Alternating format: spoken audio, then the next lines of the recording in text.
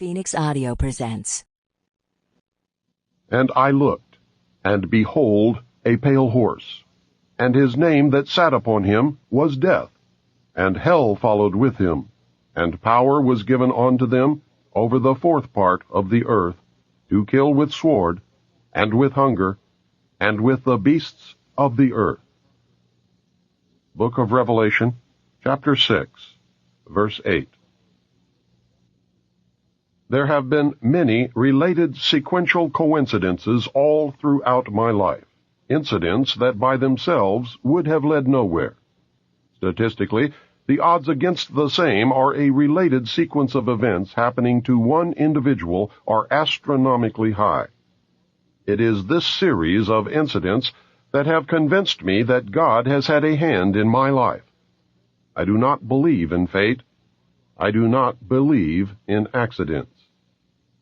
I cannot and will not accept the theory that long sequences of unrelated accidents determine world events. It is inconceivable that those with power and wealth would not band together with a common bond, a common interest, and a long-range plan to decide and direct the future of the world. For those with the resources to do otherwise would be totally irresponsible. I know that I would be the first to organize a conspiracy to control the outcome of the future if I were such a person and a conspiracy did not yet exist. I would do it in an attempt to ensure the survival of the principles in which I believe, the survival of my family, my survival, and the survival of the human race, if for no other reason. I believe, therefore, that a grand game of chess is being played on a level that we can barely imagine, and we are the pawns. Pawns are valuable only under certain circumstances, and are frequently sacrificed to gain an advantage. Anyone who has studied military strategy is familiar with the concept of sacrifice. Those who have seriously studied history have probably discovered the real reason we go to war on a regularly scheduled basis. My research has shown, at this point, that the future laid out for us may be just about impossible to change. I do not agree with the means by which the powerful few have chosen for us to reach the end. I do not agree that the end is where we should end at all. But unless we can wake the people from their sleep, nothing short of civil war will stop the planned outcome. I base that statement not on defeatism, but on the apathy of the majority of the American people. 25 years ago, I would have believed otherwise, but 25 years ago, I was also sound asleep. We have been taught lies. Reality is not at all what we perceive it to be.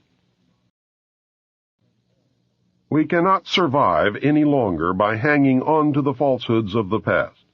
Reality must be discerned at all costs if we are to be a part of the future. Truth must prevail in all instances, no matter who it hurts or helps, if we are to continue to live upon this earth. At this point, what we want may no longer matter. It is what we must do to ensure our survival that counts. The old way is in the certain process of destruction, and a new world order is beating down the door. I fear for the little ones, the innocents, who are already paying for our mistakes. There exists a great army of occupationally orphaned children. They are attending government-controlled daycare centers. There are latchkey kids who are running wild in the streets, and the lopsided, emotionally wounded children of single welfare mothers, born only for the sake of more money in the monthly check. Open your eyes and look at them, for they are the future. In them I see the sure and certain destruction of this once proud nation. In their vacant eyes, I see the death of freedom. They carry with them a great emptiness, and someone will surely pay a great price for their suffering. If we do not act in concert with each other and ensure that the future becomes what we need it to be, then we will surely deserve whatever fate awaits us. I believe with all my heart that God put me in places and in positions throughout my life so that I would be able to deliver this warning to His people. I pray that I have been worthy and that I have done my job. From the time a person leaves its mother's womb, its every effort is directed toward building, maintaining, and withdrawing into artificial wombs various sorts of substitute protective devices or shells. The objective of these artificial wombs is to provide a stable environment for both stable and unstable activity, to provide a shelter for the evolutionary processes of growth and maturity, in effect, survival, to provide security for freedom, and to provide defensive protection for offensive activity. This is equally true of both the general public and the elite. However, there is a definite difference in the way each of these classes go about the solution of problems. The primary reason why the individual citizens of a country create a political structure is a subconscious wish or desire to perpetuate their own dependency relationship of childhood. Simply put, they want a human God to eliminate all risk from their life, pat them on the head, kiss their bruises, put a chicken on every dinner table, clothe their bodies, tuck them into bed at night, and tell them that everything will be all right when they wake up in the morning. This public demand is incredible, so the human God, the politician, meets incredibility with incredibility by promising the world and delivering nothing. So who is the bigger liar, the public or the Godfather? This public behavior is surrender born of fear, laziness, and expediency. It is the basis of the welfare state as a strategic weapon, useful against a disgusting public. Most people want to be able to subdue and or kill other human beings which disturb their daily lives, but they do not want to have to cope with the moral and religious issues which such an overt act on their part might raise. Therefore, they assign the dirty work to others, including their own children, so as to keep the blood off their own hands. They rave about the humane treatment of animals, and then sit down to a delicious hamburger from a whitewashed slaughterhouse down the street and out of sight. But even more hypocritical, they pay taxes to finance a professional association of hitmen, collectively called politicians, and then complain about corruption in government. Again, most people want to be free to do things, but they are afraid to fail. The fear of failure is manifested in irresponsibility, and especially in delegating those personal responsibilities to others where success is uncertain or carries possible or created liabilities which the person is not prepared to accept. They want authority, but they will not accept responsibility or liability, so they hire politicians to face reality for them. The people hire the politicians so that the people can 1. Obtain security without managing it. 2. Obtain action without thinking about it. 3. Inflict theft, injury, and death upon others without having to contemplate either life or death. 4. Avoid responsibility for their own intentions. 5. Obtain the benefits of reality and science without exerting themselves in the discipline of facing or learning either of these things. They give the politicians the power to create and manage a war machine to 1. Provide for the survival of the nation womb. 2. Prevent encroachment of anything upon the nation womb. 3. Destroy the enemy who threatens the nation womb. 4. Destroy those citizens of their own country who do not conform for the sake of stability of the nation womb.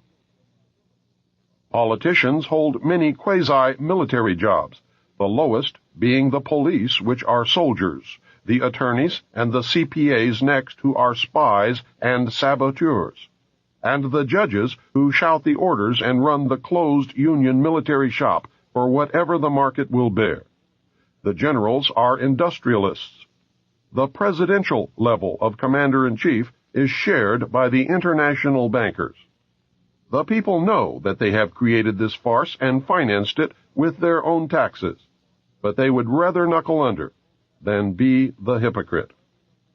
Thus, a nation becomes divided into two very distinct parts, a docile subnation and a political subnation.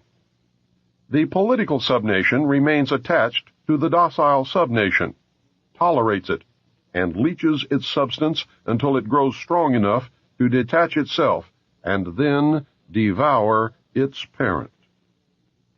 Human beings are machines, levers which may be grasped and turned, and there is little real difference between automating a society and automating a shoe factory. Factor 1. As in every social system approach, stability is achieved only by understanding and accounting for human nature. A failure to do so can be, and usually is, disastrous. As in other human social schemes, one form or another of intimidation, or incentive, is essential to the success of the draft. Physical principles of action and reaction must be applied to both internal and external subsystems.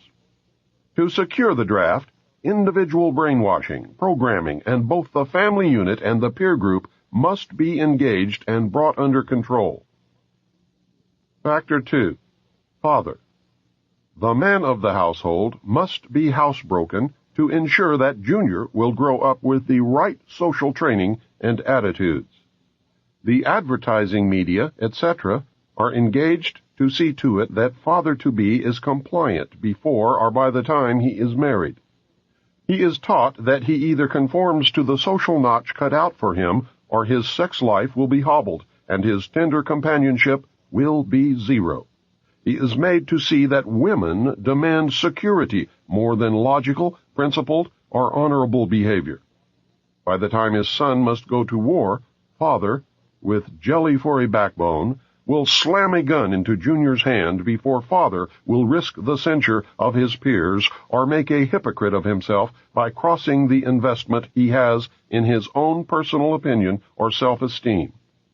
Junior will go to war, or father will be embarrassed. So Junior will go to war, the true purpose notwithstanding. Factor 3. Mother. The female element of human society is ruled by emotion first and logic second. In the battle between logic and imagination, imagination always wins. Fantasy prevails. Maternal instinct dominates, so that the child comes first and the future comes second. A woman with a newborn baby is too starry-eyed to see a wealthy man's cannon fodder or a cheap source of slave labor. A woman must, however, be conditioned to accept the transition to reality when it comes, or sooner. As the transition becomes more difficult to manage, the family unit must be carefully disintegrated, and state-controlled public education and state-operated child care centers must become more common and legally enforced so as to begin the detachment of the child from the mother and father at an earlier age. Inoculation of behavioral drugs can speed the transition for the child. Factor 4. Junior. The emotional pressure for self-preservation during the time of war and the self-serving attitude of the common herd that have an option to avoid the battlefield is all of the pressure finally necessary to propel Johnny off to war. Their quiet blackmailings of him are the threats: no sacrifice, no friends, no glory, no girlfriend. Factor 5. Sister. And what about Junior's sister? She is given all the good things of life by her father and taught to expect the same from her future husband regardless of the price. Factor 6. Cattle. Those who will not use their brains are no better off than those who have no brains. And so this mindless school of jellyfish, father, mother, son, and daughter, become useful beasts of burden or trainers of the same. So now you know. You can see every step that the elite have taken in their war to control this once great nation. You can see the steps that will be taken in the future. You can no longer pretend innocence. Your denial of the conspiracy will fall on deaf ears.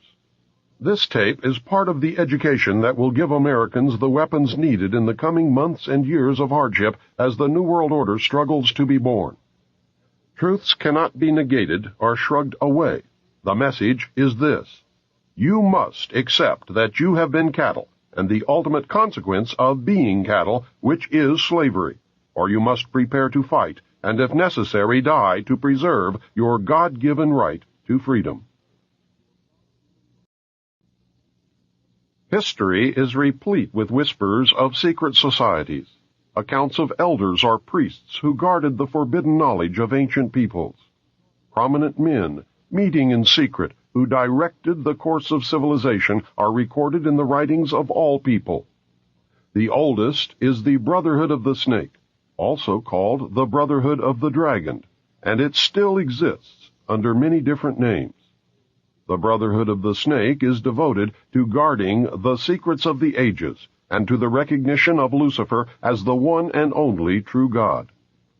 If you do not believe in God, Lucifer, or Satan, you must understand that there are great masses of people who do.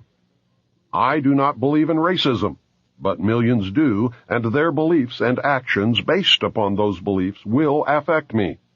It is clear that religion has always played a significant role in the course of these organizations. Communication with a higher source, often divine, is a familiar claim in all but a few. The secrets of these groups are thought to be so profound that only a chosen, well-educated few are able to understand and use them. These men use their special knowledge for the benefit of all mankind. At least, that is what they claim. But how are we to know, since their knowledge and actions have been secret? Fortunately, some of it has become public knowledge. Secret societies mirror many facets of ordinary life. There is always an exclusivity of membership, with the resultant importance attached to being or becoming a member. This is found in all human endeavors, even those which are not secret, such as football teams or country clubs. This exclusivity of membership is actually one of the secret society's most powerful weapons. There is the use of signs, passwords, and other tools. These have always performed valuable functions in man's organizations everywhere. The stated reason, almost always different from the real reason for the society's existence, is important. It can be anything, but is usually fraternal and is found in all pressure groups wherever people congregate. The most potent tool of any secret society is the ritual and myth surrounding initiation. These special binding ceremonies have very deep meaning for the participants. Initiation performs several functions which make up the heart and soul of any true secret society. Like boot camp, the initiation into the armed forces, important aspects of human thought that are universally compelling are merged to train and maintain the efforts of a group of people to operate in a certain direction. Initiation bonds the members together in mysticism. Neophytes gain knowledge of a secret, giving them special status. The ancient meaning of neophyte is planted anew or reborn. A higher initiation is, in reality, a promotion inspiring loyalty and the desire to move up to the next rung. The goals of the society are reinforced, causing the initiated to act toward those goals in everyday life. That brings about a change in the political and social action of the member. The change is always in the best interest of the goals of the leaders of the secret society. The leaders are called adepts. This can best be illustrated by the soldier trained to follow orders without thinking. The result is often the wounding or death of the soldier for the realization of the commander's goal, which may or may not be good for the overall community. Initiation is a means of rewarding ambitious men who can be trusted. You will notice that the higher the degree of initiation, the fewer the members who possess the degree. This is not because the other members are not ambitious, but because a process of very careful selection is being conducted. A point is reached where no effort is good enough without a pull up by the higher members. Most members never proceed beyond this point and never learn the real, secret purpose of the group. The frozen member from that point on serves only as a part of the political power base, as indeed he has always done. You may have guessed by now that initiation is a way to determine who can and cannot be trusted. A method of deciding exactly who is to become an adept may be decided during initiation by asking the candidate to spit upon the Christian cross. If the candidate refuses, the members congratulate him and tell him, "You have made the right choice, as a true adept would never do such a terrible thing." The newly initiated might find it disconcerting, however, that he or she never advances any higher. If instead the candidate spits upon the cross, he or she has demonstrated a knowledge of one of the mysteries and soon will find him or herself a candidate for the next higher level. The mystery is that religion is but a tool to control the masses. Knowledge or wisdom is their only God, through which man himself will become God. Man's desire to be one of the elect is something that no power on earth has been able to lessen, let alone destroy. It is one of the secrets of secret societies. It is what gives them a political base and lots of clout. Members often vote the same and give each other preference in daily business, legal, and social activities. It is the deepest desire of many to be able to say, "I belong to the elect." The first secret that one must know to even begin to understand the mysteries is that their members believe that there are but few truly mature minds in the world. They believe that those minds belong exclusively to them. The philosophy that follows is the classic secret society view of humanity. When a person of strong intellect is confronted with a problem which calls for the use of reasoning faculties, they keep their poise and attempt to reach a solution by garnering facts bearing upon the question. On the other hand, those who are immature when confronted by the same problem are overwhelmed. While the former may be said to be qualified to solve the mystery of their own destiny, the latter must be led like a bunch of animals and taught in the simplest language. Like sheep, they are totally dependent upon the shepherd. The able intellect is taught the mysteries and the esoteric spiritual truths. The masses are taught the literal, exoteric interpretations. While the masses worship the five senses, the select few observe, recognizing in the gulf between them the symbolic concretions of great abstract truths. The elect are given knowledge of the mysteries and are illumined, and are thus known as the Illuminati, or the illuminated ones. the guardians of the secrets of the ages. 3 early secret societies that can be directly connected to a modern descendant are the cults of Roshaniya, Mithras, and their counterpart, the Builders. They have many things in common with the Freemasons of today, as well as with many other branches of the Illuminati. For instance, common to the Brotherhood are the symbolic rebirth into a new life without going through the portal of death during initiation, reference to the lion, and the grip of the lion's paw in the Master Mason's degree. The 3 degrees, which is the same as the ancient Masonic rites before the many other degrees were added, the ladder of 7 rungs, men only, and the all-seeing eye.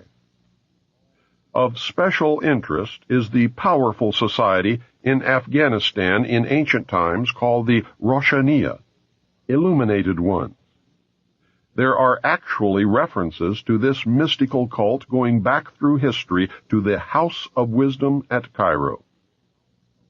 The major tenets of this cult were the abolition of private property, the elimination of religion, the elimination of nation-states, the belief that illumination emanated from the Supreme Being who desired a class of perfect men and women to carry out the organization and direction of the world, belief in a plan to reshape the social system of the world by first taking control of individual countries one by one, and the belief that after reaching the 4th degree, one could communicate directly with the unknown supervisors who had imparted knowledge to initiates throughout the ages. Wise men will again recognize the Brotherhood. Can you hear the echo of the Nazi Party, the Communist Party, the extreme right and the extreme left? The important fact to remember is that the leaders of both the right and the left are a small, hard core of men who have been and still are Illuminists or members of the Brotherhood. They may have been or may be members of the Christian or Jewish religions, but that is only to further their own ends. They are, and always have been, Luciferian and internationalist. They give allegiance to no particular nation, although they have used, on occasion, nationalism to further their causes. Their only concern is to gain greater economic and political power. The ultimate objective of the leaders of both groups is identical. They are determined to win for themselves undisputed control of the wealth, natural resources, and manpower of the entire planet. They intend to turn the world into their conception of a Luciferian totalitarian socialist state. In the process, they will eliminate all Christians, Jews, and atheists. You have just learned one, but only one, of the great mysteries. I hope to show that most modern secret societies, and especially those that practice degrees of initiation, and that is the key, are really one society with one purpose. You may call them whatever you wish: the Order of the Quest, the Jason Society, the Roshaniya, the Kabbalah, the Knights Templar, the Knights of Malta, the Knights of Columbus, the Jesuits, the Masons, the ancient and mystical order of Rosicruci, the Illuminati, the Nazi Party, the Communist Party, the executive members of the Council on Foreign Relations, the Group, the Brotherhood of the Dragon, the Rosicrucians, the Royal Institute of International Affairs, the Trilateral Commission, the Bilderberg Group, the Open Friendly Secret Society of the Vatican, the Russell Trust, the Skull and Bones, the Scroll and Key, the Order. They are all the same, and all work toward the same ultimate goal: a new world order. Many of them, however, disagree on exactly who will rule this new world order, and that is what causes them to sometimes pull in opposite directions while nevertheless proceeding toward the same goal. The Trilateral Commission is an elite group of some 300 very prominent business, political, and intellectual decision-makers of Western Europe, North America, and Japan. This enterprise is a private agency that works to build up political and economic cooperation among the three regions. Its grand design, which it no longer hides, is a new world order. A key to the danger presented by the Trilateral Commission is its seminal piece, written for them by Harvard professor Samuel P. Huntington in the mid-'70s. In the paper, Professor Huntington recommended that democracy and economic development be discarded as outdated ideas. He wrote the following as co-author of the book Crises in Democracy. We have come to recognize that there are potential desirable limits to economic growth. There are also potentially desirable limits to the indefinite extension of political democracy. A government which lacks authority will have little ability short of cataclysmic crises to impose on its people the sacrifices which may be necessary. Look at the Council on Foreign Relations. Many members, in fact the majority, never serve on the executive committees. They never go through any initiation of any kind. They are, in fact, the power base, and are used to gain a consensus of opinion. The majority are not really members, but are made to feel as if they are. In reality, they are being used, and are unwilling or unable to understand. The Executive Committee is an inner core of intimate associates, members of a secret society called the Order of the Quest, also known as the Jason Society, devoted to a common purpose. The members are an outer circle on whom the inner core acts by personal persuasion, patronage, and social pressure. That is how they bought Henry Kissinger. Rockefeller gave Kissinger a grant of $50,000 in the early 50s, a fortune in those days, and made dear old Henry a member of the CFR. Anyone in the outer circle who does not toe the mark is summarily expelled, and the lesson is not lost on those who remain. Do you remember the human desire to be a member of the elect?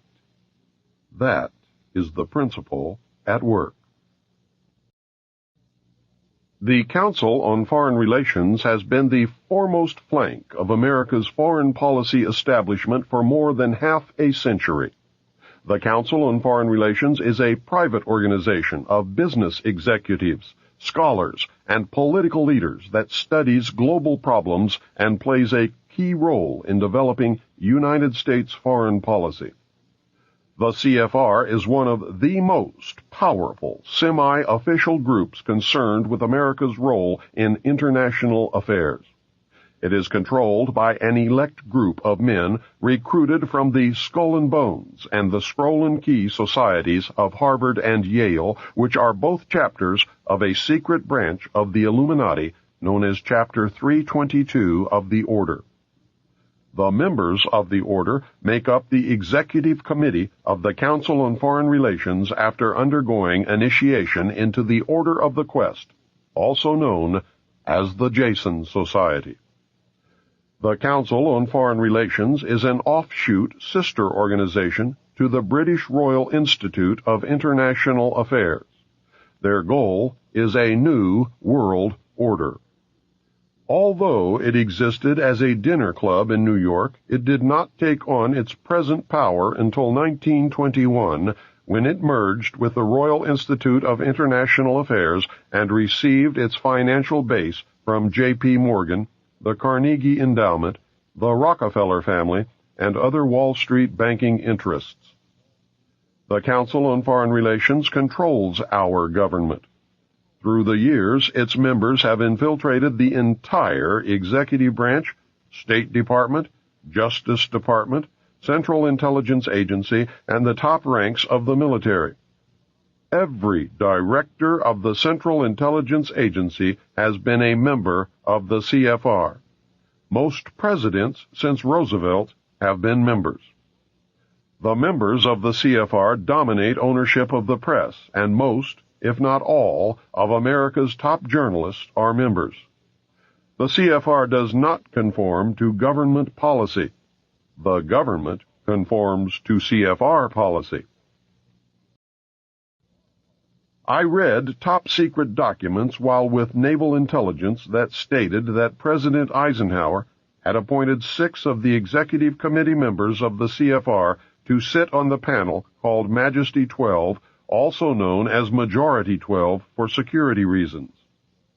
Majesty 12 is the secret group that is supposed to control extraterrestrial information and projects. The document stated that Eisenhower had also appointed 6 members from the executive branch of government who were also members of the CFR.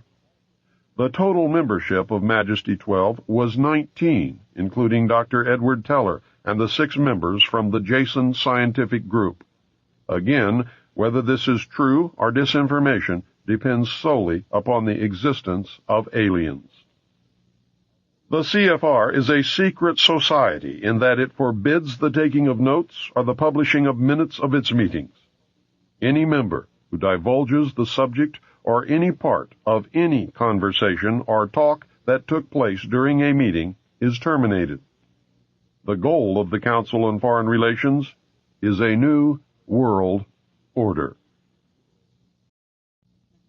Remember, never worship a leader. If you worship a leader, you then no longer have the ability to recognize when you have been deceived. The most powerful secret organization in the world is the Bilderberg Group, organized in 1952 and named after the hotel where its first meeting took place in 1954.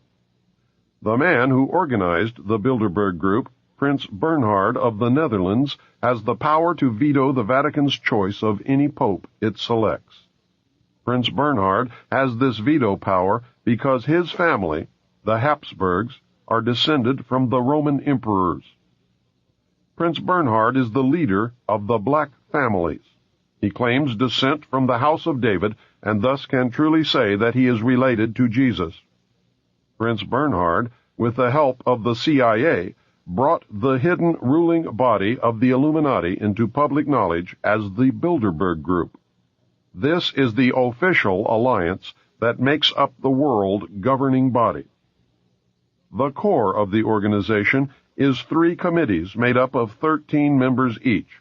Thus, the heart of the Bilderberg Group consists of 39 total members of the Illuminati.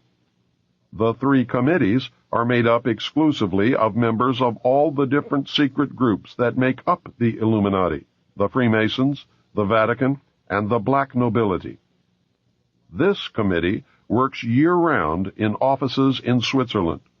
It determines who is invited to the annual meeting and what policies and plans will be discussed. Every proposal or plan that has ever been discussed at an annual meeting of the Bilderberg Group has come to pass usually within 1 or 2 years following the meeting. The Bilderberg Group is directing the quiet war that is being waged against us. How can they do it? These are the men who really rule the world. Manly P. Hall, 33rd degree Mason, probably the most renowned expert on these subjects, wrote in his book, The Secret Destiny of America. For more than 3,000 years, secret societies have labored to create the background of knowledge necessary to the establishment of an enlightened democracy among the nations of the world. All have continued, and they still exist, as the Order of the Quest. Men bound by a secret oath to labor in the cause of world democracy decided that in the American colonies they would plan the roots of a new way of life. The Order of the Quest was set up in America before the middle of the 17th century. Franklin spoke for the Order of the Quest, and most of the men who worked with him in the early days of the American Republic were also members. Not only were many of the founders of the United States government Masons, but they received aid from a secret and august body existing in Europe, which helped them to establish this country for a particular purpose known only to the initiated few. The members of the Bilderberg Group are the most powerful financiers, industrialists, statesmen, and intellectuals who get together each year for a private conference on world affairs. The meetings provide an informal, off-the-record opportunity for international leaders to mingle and are notorious for the cloak of secrecy they are held under. The headquarters office is in The Hague in the Netherlands. The goal of the Bilderberg Group is a one-world, totalitarian socialist government and economic system. Take heed, as time is running short. You must understand that secrecy is wrong. The very fact that a meeting is secret tells me that something is going on that I would not approve. Do not ever believe that grown men meet on a regular basis just to put on fancy robes, hold candles, and glad-hand each other. George Bush, when he was initiated into the Skull and Bones, did not lie naked in a coffin with a ribbon tied around his genitalia and yell out the details of all his sexual experiences because it was fun. He had much to gain by accepting initiation into the order, as you can now see. These men meet for important reasons, and their meetings are secret because what goes on during the meetings would not be approved by the community. The very fact that something is secret means there is something to hide. John Robison wrote Proofs of a Conspiracy in 1798, and I believe he said it best in the following passage. Nothing is so dangerous as a mystic association. The object remaining a secret in the hands of the managers, the rest simply put a ring in their own noses, by which they may be led about at pleasure, and still panting after the secret, they are the better pleased the less they see of their way. A mystical object enables the leader to shift his ground as he pleases, and to accommodate himself to every current fashion or prejudice. This again gives him almost unlimited power, for he can make use of these prejudices to lead men by troops. He finds them already associated by their prejudices and waiting for a leader to concentrate their strength and set them in motion. And when once great bodies of men are set in motion, with a creature of their fancy for a guide, even the engineer himself cannot say, "Thus far shalt thou go, and no farther." Is the common man really as stupid as the elite seem to believe? If he is, then maybe the average citizen is better off ignorant, being manipulated this way and that whenever the elite deem it necessary. We will discover the answer very quickly when the common man finds that his e-ticket to Fantasyland has just expired. I hope I have shown you the role of secret societies and groups within the world power structure. I hope you can see how these groups gain and keep power. You should have some understanding of how, operating in secrecy and infiltrating every level of government and vital industry, including the press, the elect manipulate the people and nations of the world toward any direction desired. I hope you caught on to the fact that the secret power structure is toward a totalitarian socialist state or fascism. It is not the Nazis, as they were a product of this power structure. It is not the Jews, although some very wealthy Jews are involved. It is not the communists, as they fit the same category as the Nazis. It is not the bankers, but they do play an important role. I also hope that you are beginning to look inside yourself to see if their reality fits. Are you getting the message? When our forefathers wrote the Constitution of these United States, they provided safeguards against despotism by providing a balance of power. The Constitution was set up to provide clear divisions of legislative, judicial, and executive powers. It was believed that this system would ensure that if one branch got out of hand, the other two would act to keep the one in check. This balance of power was predicated upon the assumption that none of the three branches could or would infringe upon the power of the others.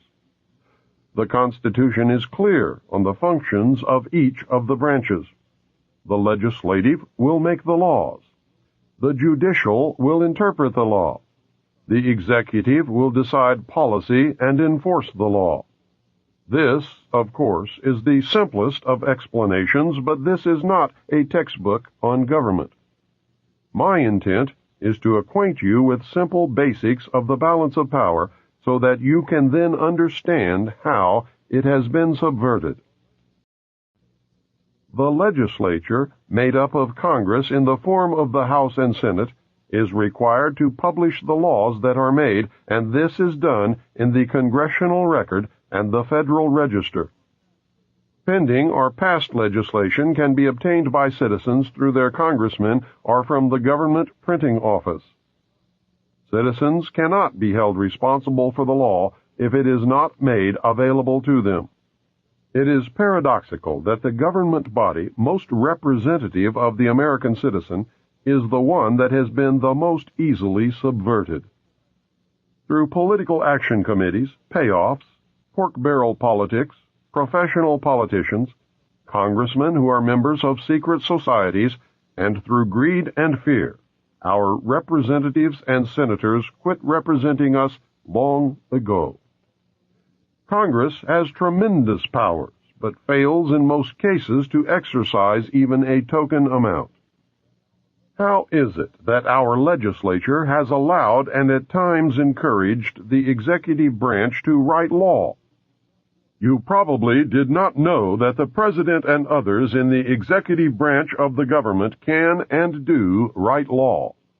This is done in the form of presidential executive orders, National Security Council memos, National Security Decision directives, and National Security directives. NSC memos were broad policy papers in the days after passage of the National Security Act. NSC memos became narrower and more specific over the years, and the name has varied. Under Kennedy, they were called National Security Action Memorandums. President Bush changed the name to National Security Directives. There is a tremendous difference between presidential executive orders, NSC memos, and National Security Decision directives. Presidential executive orders are listed in the Federal Register, or presidential findings which are made known to the House and Senate Intelligence Committees. The most important difference between the presidential executive orders and all of the others, no matter what they are called, is that the others do not have to be reported, reviewed, made available to anyone, or even acknowledged that they exist. There is no oversight whatsoever that could maintain a check on the legality of these national security directives.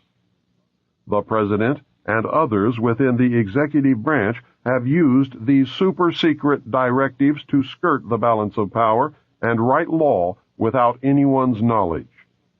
Justification of the President's power to write law through executive orders stems from the failure of the government to rescind the declaration of martial law during the Civil War. In effect, the United States has been under martial law ever since Lincoln's administration. These NSDs are powerful, hidden, and dangerous tools. They were prolific during the Reagan administration. Over 300 were written, with no more than 50 ever leaking out to undergo public scrutiny. Yet, most Americans have never heard of these subversive weapons. They are being used to destroy our Constitution. I believe that everyone should know about this corruption of government. Congress has turned a blind eye to these abuses of executive power. At 3:30 a.m. Saturday, August 4, 1990, the Senate made it even easier for the executive branch to subvert the Constitution and may have made George Bush the first American king. At that time, on that day, a minority of United States senators, maybe 10 at the most, passed Senate Intelligence Authorization Act for fiscal year 1991. The bill was fraudulently introduced as a reform to prevent future incidents of the abuses brought to light during the Iran-Contra scandal. Instead of preventing future abuses, however, it virtually authorizes essentially every abuse. The bill was carefully brought to a vote by Senator Sam Nunn in the dead of night when the opposition was gone.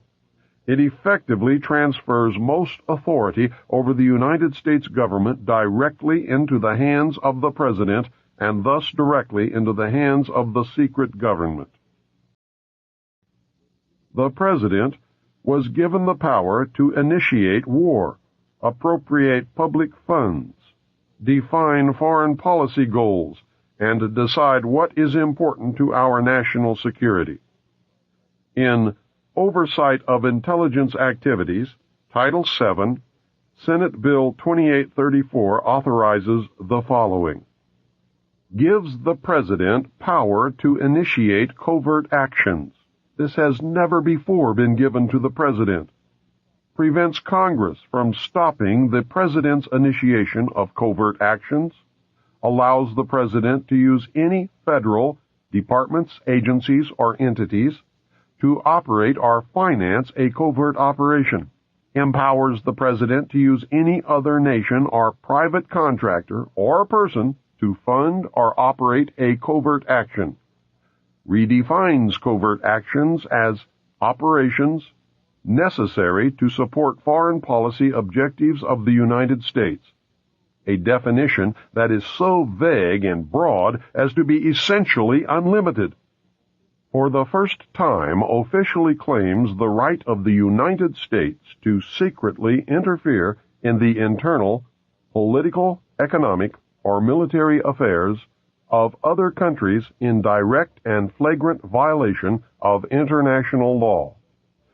Requires that the President prepare and deliver a written finding to the intelligence committees of the Congress, but allows the President to omit extremely sensitive matters and authorizes the President to claim executive privilege if Congress asks too many questions.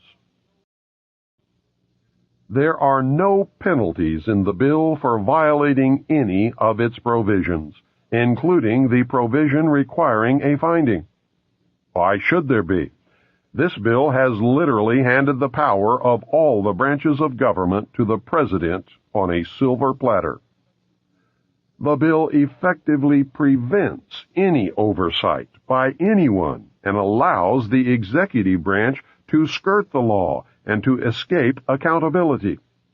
This will be done using national security directives. Either National Security Decision Directive 138 or a subsequent NSD directive on terrorism authorized the training of 3 Lebanese units for preemptive strikes. When problems arose, Director of Central Intelligence William Casey took that operation off the books and enlisted Saudi Arabian help in an attempt to assassinate the head of Hezbollah. A resulting car bombing killed about 80 in Beirut. Sheikh Fadlallah, the target, was unhurt. The United States military, along with civilian law enforcement teams, conducted joint anti-terrorist training across America. To allay public fears, the participants wore civilian clothing. NSD directives have become the de facto legislative vehicle of the national security state.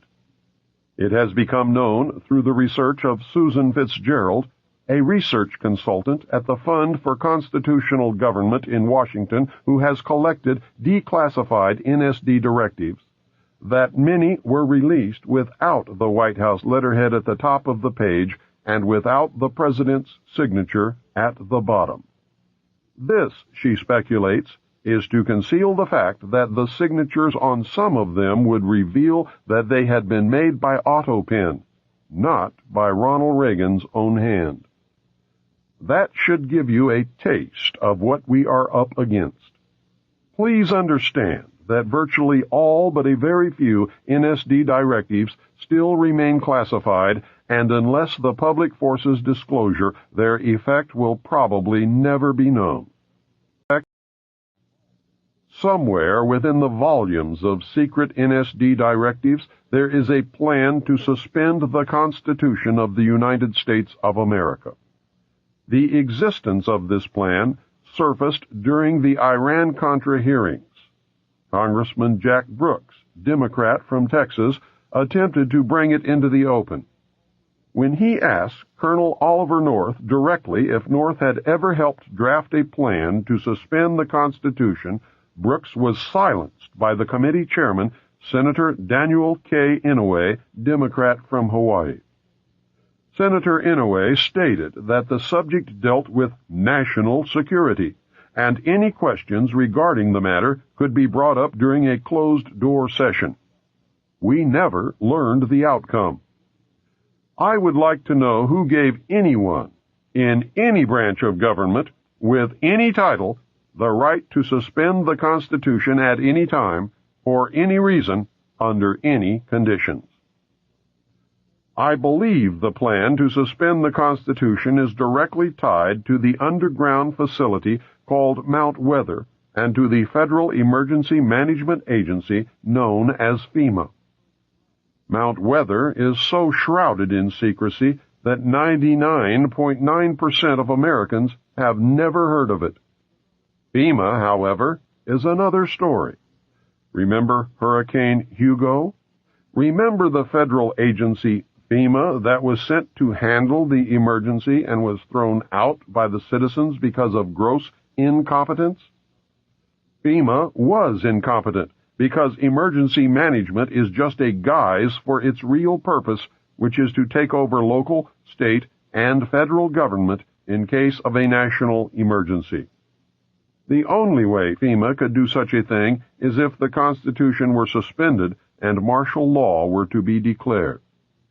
Therefore, its very existence is proof positive that a plan to suspend the Constitution does, in fact, exist.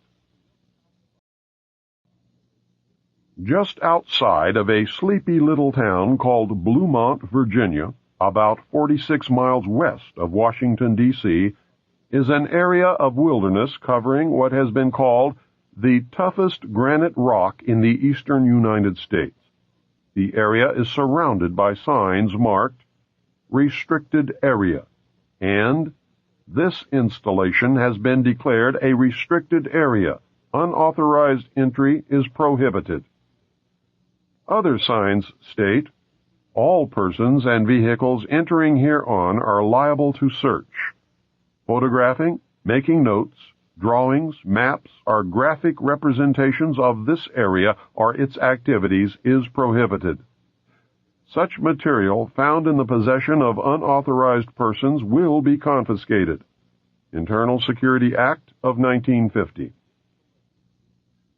The installation is beneath a mountain, and its name is the Western Virginia Office of Controlled Conflict Operations. Its nickname is Mount Weather. It was ordered to be built by the Federal Civil Defense Administration, which is now the Federal Preparedness Agency. Mount Weather was designed in the early 50s as part of a civil defense program to house and protect the executive branch of the federal government. The official name was the Continuity of Government Program. Congress has repeatedly tried to discover the real purpose of Mount Weather, but so far has been unable to find out anything about this secret installation. retired Air Force General Leslie W. Bray, director of the Federal Preparedness Agency, told the Senate Subcommittee on Constitutional Rights in September 1975, "I am not at liberty to describe precisely what is the role and the mission and the capability that we have at Mount Weather or at any other precise location." In June 1975, Senator John Tunney, Democrat from California, chairman of the Subcommittee on Constitutional Rights, charged that Mount Weather held dossiers on at least 100,000 Americans. He later alleged that the Mount Weather computers described as the best in the world can obtain millions of pieces of additional information on the personal lives of American citizens simply by tapping the data stored at any of the other 96 federal relocation centers. I know from my stint with the Office of Naval Intelligence that these dossiers consist of information collected about American patriots, men and women who are most likely to resist the destruction of our Constitution and the formation of the totalitarian police state under the New World Order. The Patriot Data Bank is constantly updated so that when the appointed hour arrives, all patriots can be rounded up with little, if any, effort. The plan calls for this to be accomplished in the dead of night on a national holiday. The most likely holiday is Thanksgiving, when everyone, no matter the religion, race, or creed, will be at home. The targets will be ripe for the picking after a heavy meal, maybe some alcoholic beverages, and during a deep sleep. There is a traitor in the Patriot movement who provides the secret government with accurate names and addresses of patriots who will fight to protect and defend the Constitution. My recommendation is that no patriot should ever be at home or in the home of any family member on any holiday ever again until the traitors have been hung and the Constitution restored as the supreme law of the land. Some sources state that Mount Weather is virtually an underground city, complete with dormitories, private apartments, streets, sidewalks, cafeterias, hospitals, water purification systems, power plant, office buildings, a lake fed by fresh water from underground springs, a mass transit system, and many other astounding things. Several disturbing facts emerge when one researches Mount Weather. One is the conclusion that a complete parallel government exists at the site. 9 federal departments exist there: agriculture, commerce, health, education, and welfare, housing and urban development, interior, labor, state, transportation, and the Treasury. Apparently, at least 5 federal agencies are also in residence: Federal Communications Commission, Selective Service, Federal Power Commission, the Civil Service Commission, and the Veterans Administration. 2 privately owned corporations have offices at Mount Weather: the Federal Reserve and the United States Post Office. There is also an office of the Presidency. What makes all this upsetting is that there is a president and a complete set of cabinet officers in residence at Mount Weather. Who are they, and who appointed them? Where is such a thing provided for in the Constitution of the United States of America? Mount Weather is the operational center, the hub of over 96 other underground federal relocation centers scattered across the United States. The majority of these appear to be concentrated in Pennsylvania, Virginia, West Virginia, Maryland, and North Carolina. Each of these facilities contains computer databanks holding information, not on enemy agents, Soviet diplomats, or suspected terrorists, but on American citizens, patriots. A list of other files kept at the facilities was furnished to the Subcommittee on Constitutional Rights in 1975. The list included military installations, government facilities, communications, transportation, energy and power, agriculture, manufacturing, wholesale and retail services, manpower, financial, medical and educational institutions, sanitary facilities, population, housing, shelter, and stockpiles. The committee concluded that these databases operate with few, if any, safeguards or guidelines. Senator James Borzek, Democrat from South Dakota, a member of the subcommittee, said, "I feel the entire operation has eluded the supervision of either Congress or the courts." Chairman Tunney said, "Mount Weather is out of control." Nothing was done by Congress to rectify the situation, however, and Mount Weather remains out of control. Former high-level officials from Mount Weather agree that the base at Mount Weather is much more than any standby government facility or storage center for the preservation of records. They describe it as an actual government in waiting. We do not merely store essential information. The facility attempts to duplicate the vital functions of the executive branch of the administration. As stated previously, according to my research, this includes a president and all cabinet members actually in residence. Protocol even demands that subordinates address them as Mr. President or Mr. Secretary. Most of these mysterious appointees have held their positions through several administrations. "We just act on the orders of the President in national emergencies," said one former Mount Weather official.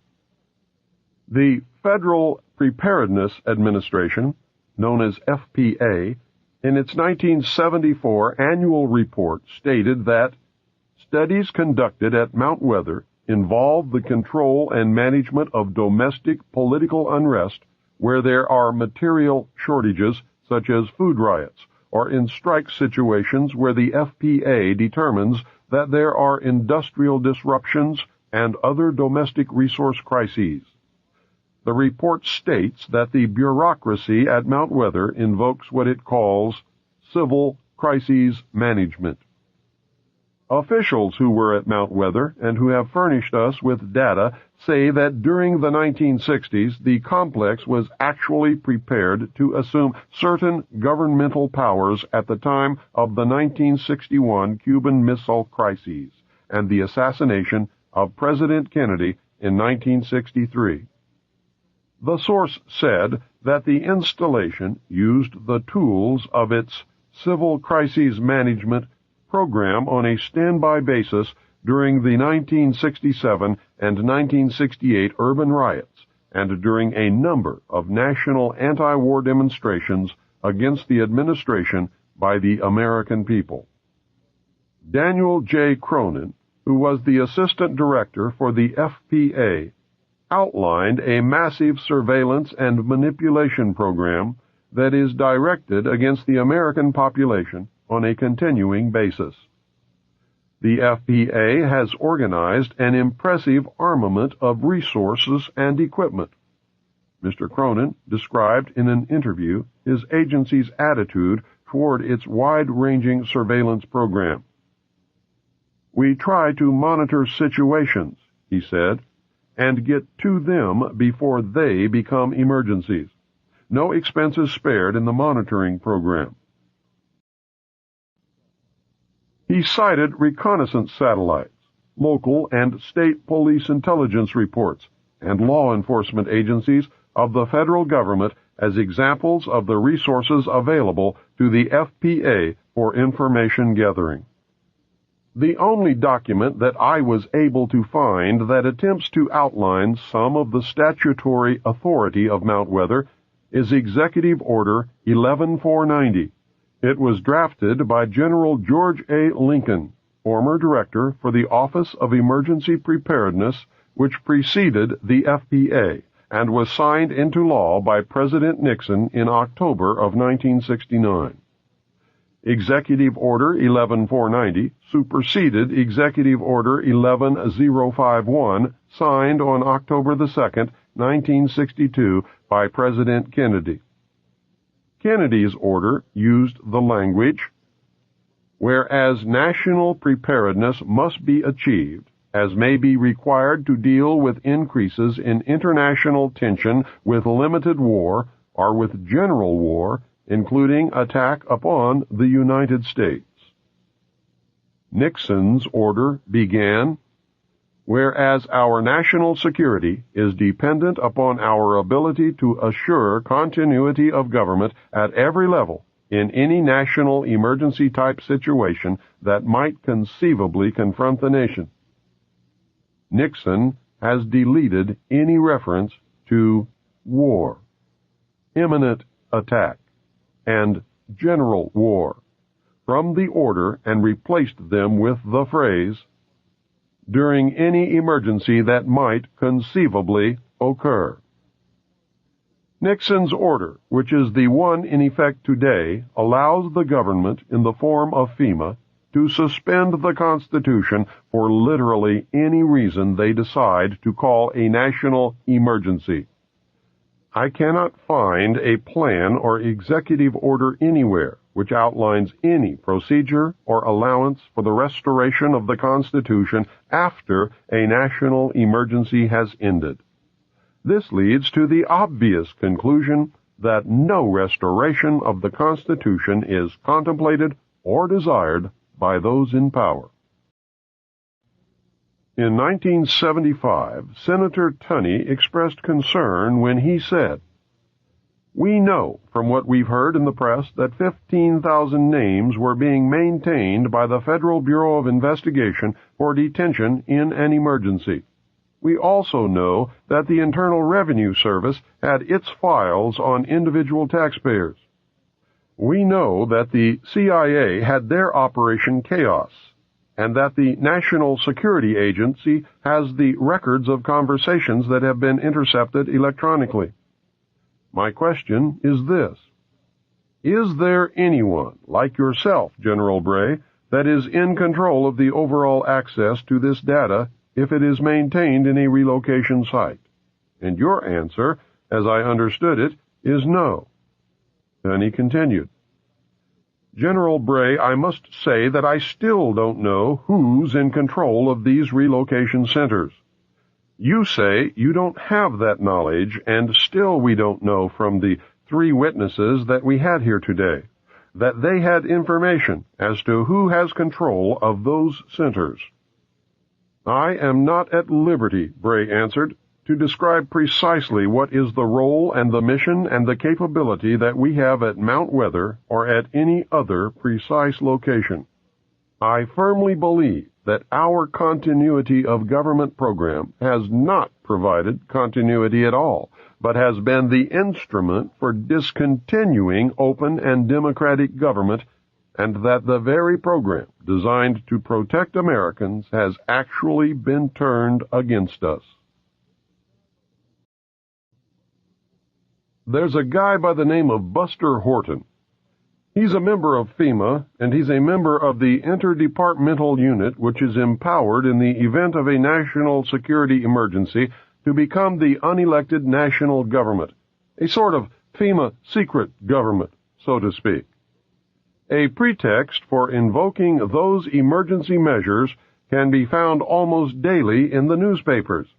It can be anything from the suspension of debt payments by the high bureaus of American countries to mass runs on United States commercial banks.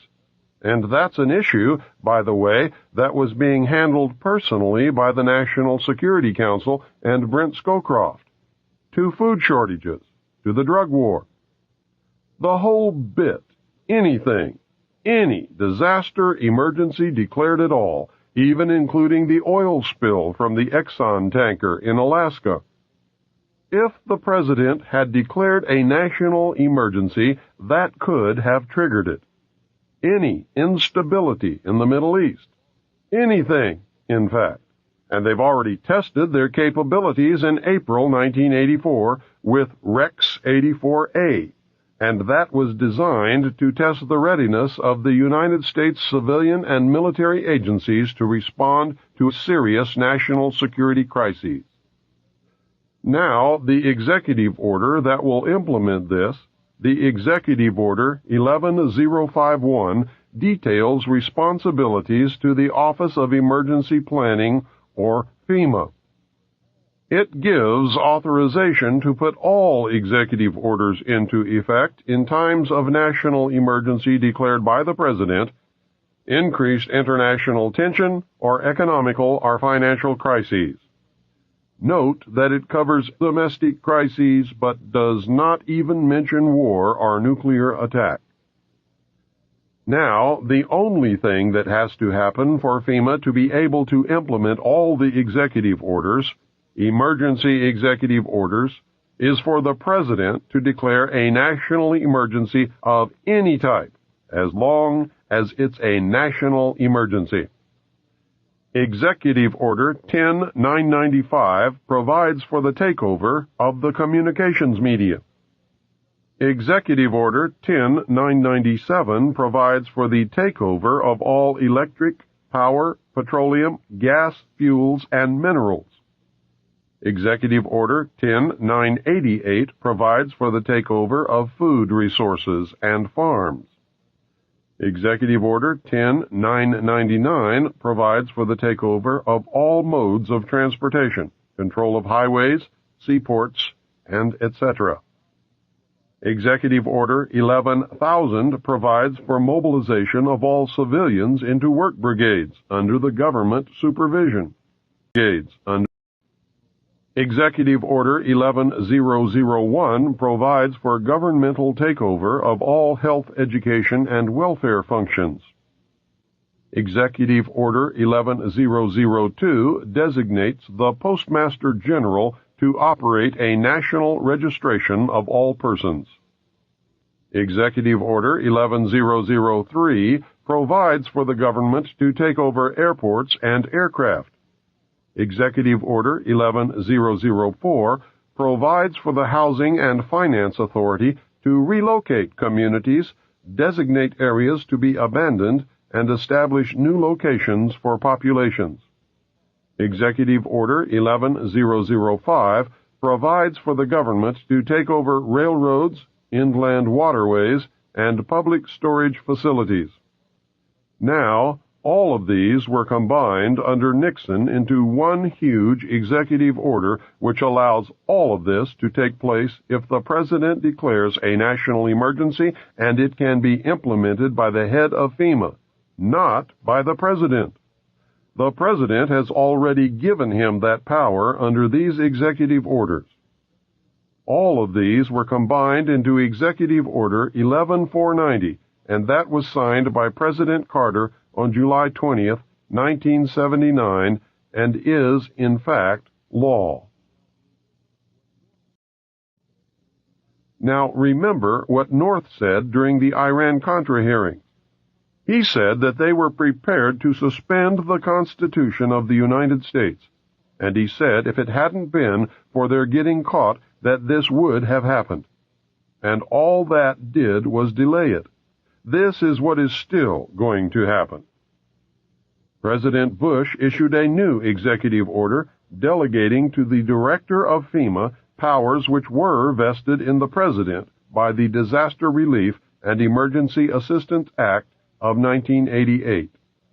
And although the order was described by the White House as simply a technical matter, in reality the revision delegated to the FEMA director direct responsibility for a large number of items which were earlier only the President's prerogative, and that includes responsibility for general federal assistance, federal emergency assistance, hazard mitigation, individual and family grant programs, and the power to direct other federal agencies to assist in an emergency.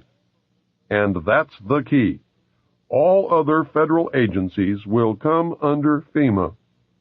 Of course, the President retains the power to actually declare an emergency, but as soon as he does that, the implementation of the measures utilized will be transferred directly to the director of FEMA. Professor Samuel P. Huntington drafted for Jimmy Carter Presidential Memorandum 32, which led to the creation of FEMA in 1979. He wrote the seminal piece for the Trilateral Commission in the mid-1970s, recommending that democracy and economic development be discarded as outdated ideas. He wrote as co-author of the book Crises in Democracy. We have come to recognize that there are potential desirable limits to economic growth. There are also potentially desirable limits to the indefinite extension of political democracy. A government which lacks authority will have little ability short of cataclysmic crises to impose on its people the sacrifices which may be necessary. All of Huntington's ideas were rewritten into National Security Decision Directive 47, and that was enacted by President Reagan on July 22, 1982.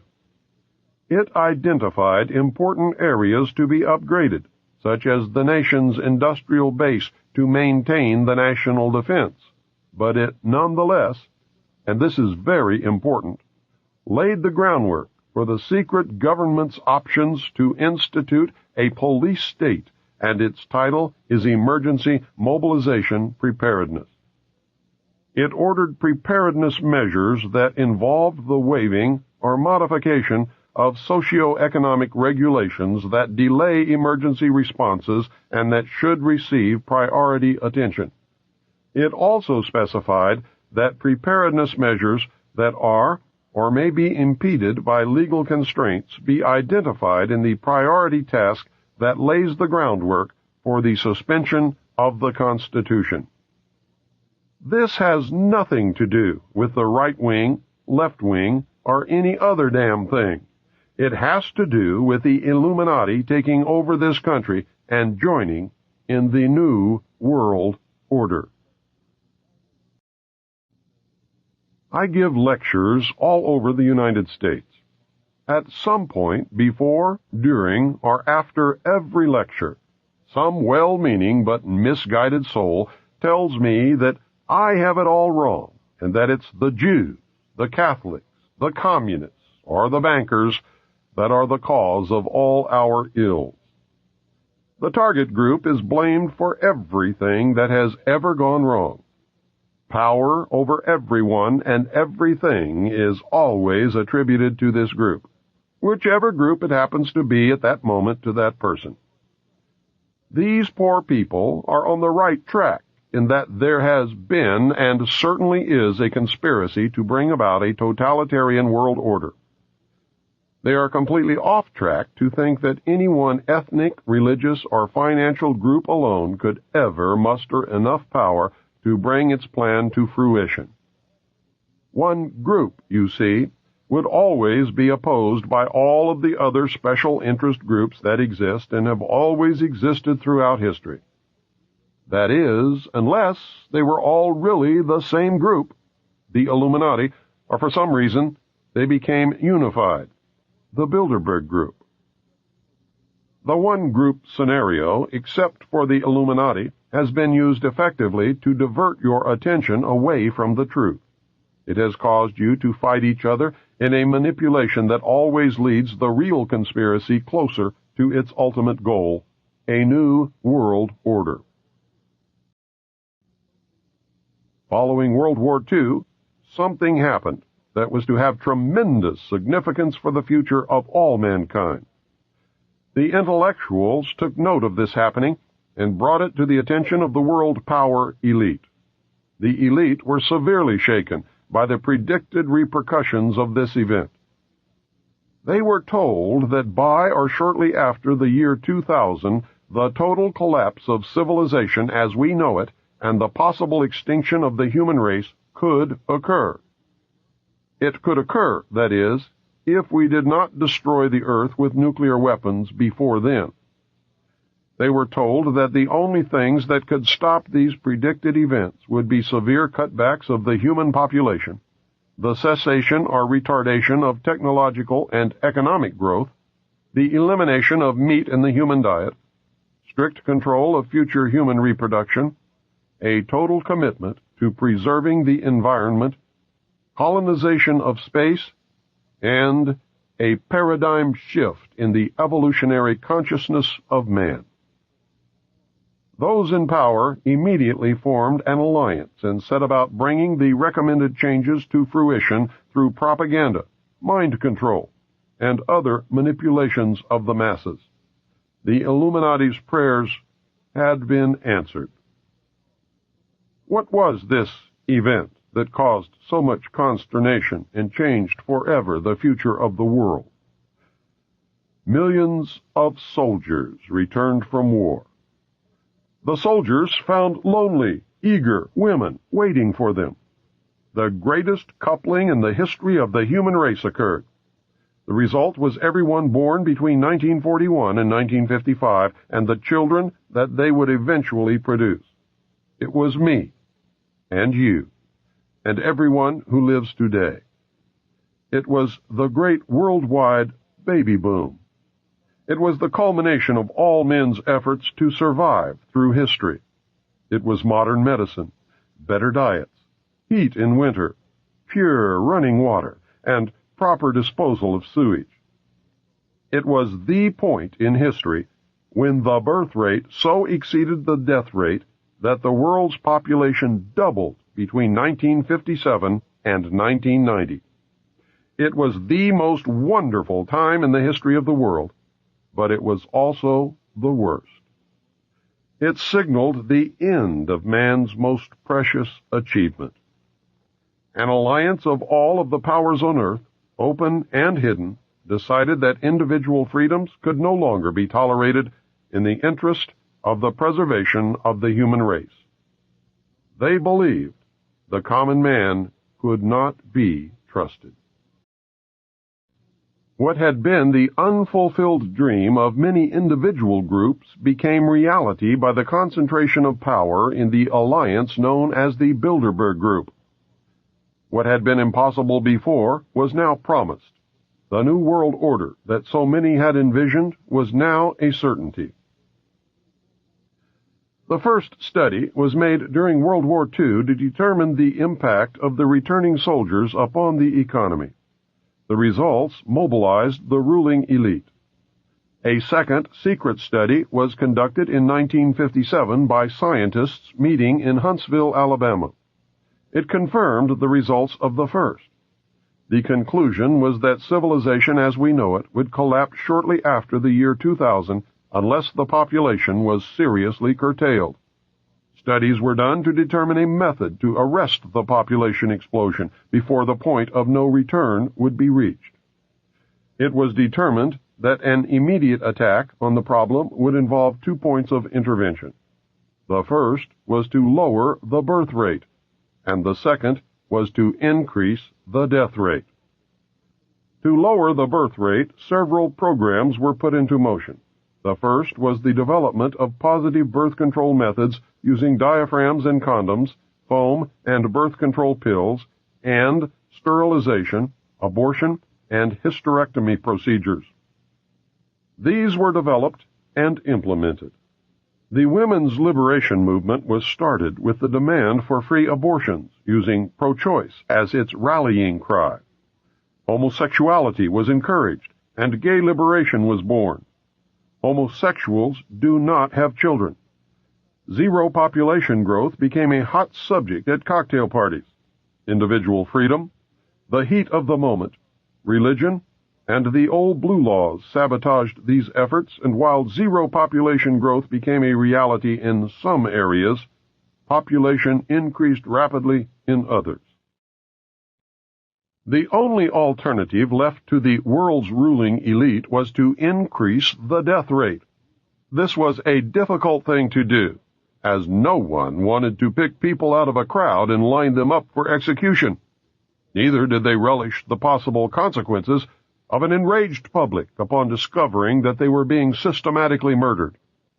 Of course, a very short but very deadly global war using nuclear weapons upon select population concentrations was contemplated, and to tell you the truth, was not ruled out.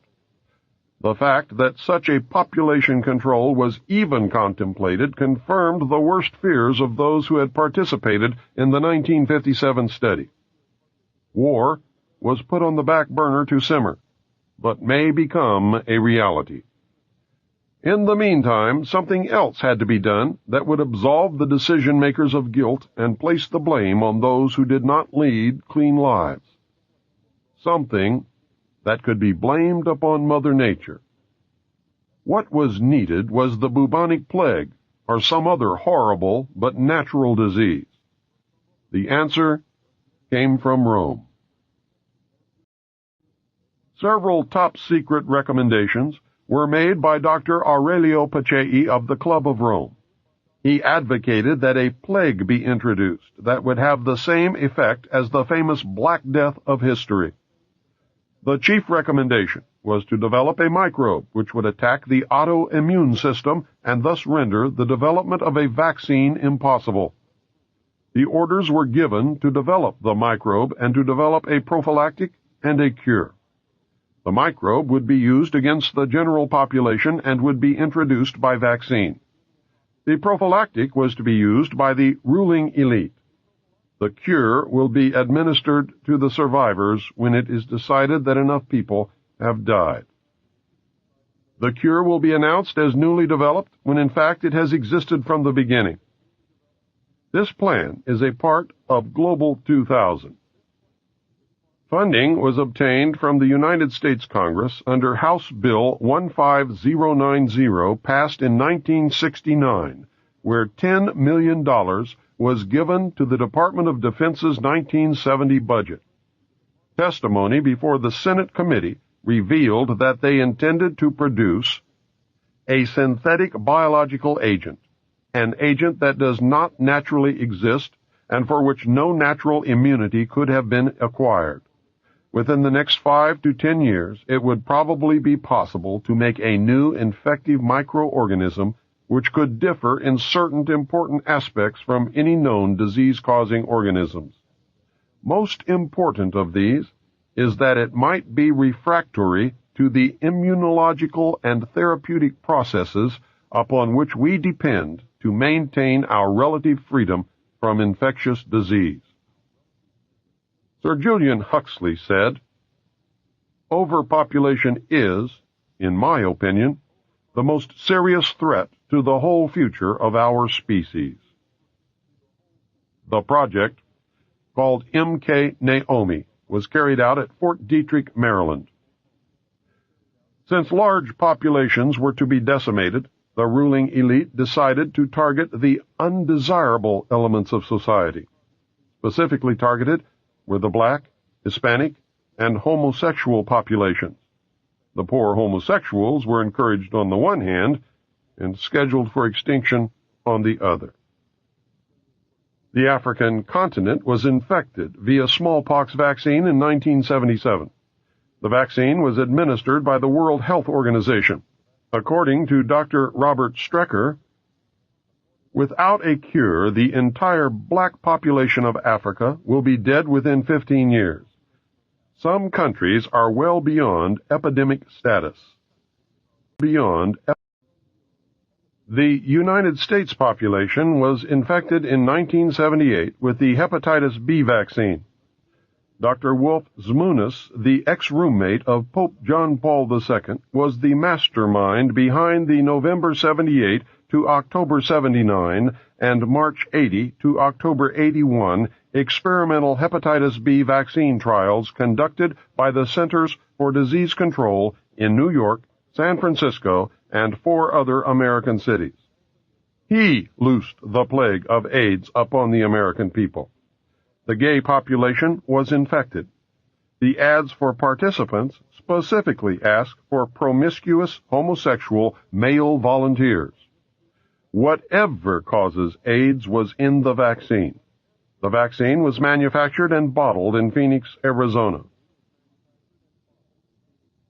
Many other population controls have been promulgated. The reduction of the world's population to workable levels has been virtually assured. It is only a matter of time. The problem will be to curtail further human reproduction beyond approved levels. To handle that problem, the New World Order will adopt a communist Chinese model of population control. It is the only population control program that has ever worked. The old and infirm have been periodically murdered, and couples are forbidden to have more than one child. Penalties are so severe that families in China with 2 children are extremely rare. 3-children families are non-existent. A surprising byproduct is that Chinese children as a group are treated better than any other national grouping of children in the world, including the United States. Tobacco fields in the United States have been fertilized with the radioactive tailings from uranium mines, resulting in a tremendous increase in the incidence of lip, mouth, throat, and lung cancer. If you do not believe it, just look at the incidence of lung cancer per capita before 1950 and compare it to the lung cancer per capita at the present time. Are those who smoke committing suicide?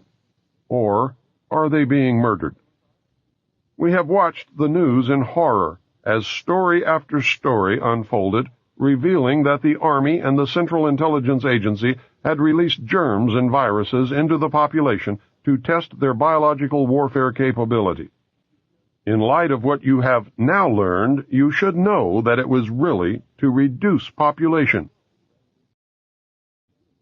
It is a matter of public record that investigations into cover-ups of radioactive leaks into the atmosphere and into groundwater have revealed that some leaks were not accidental, but were purposeful. Some areas of the country now have such a high rate of cancer that virtually everyone who lives in these areas will die other than a natural death.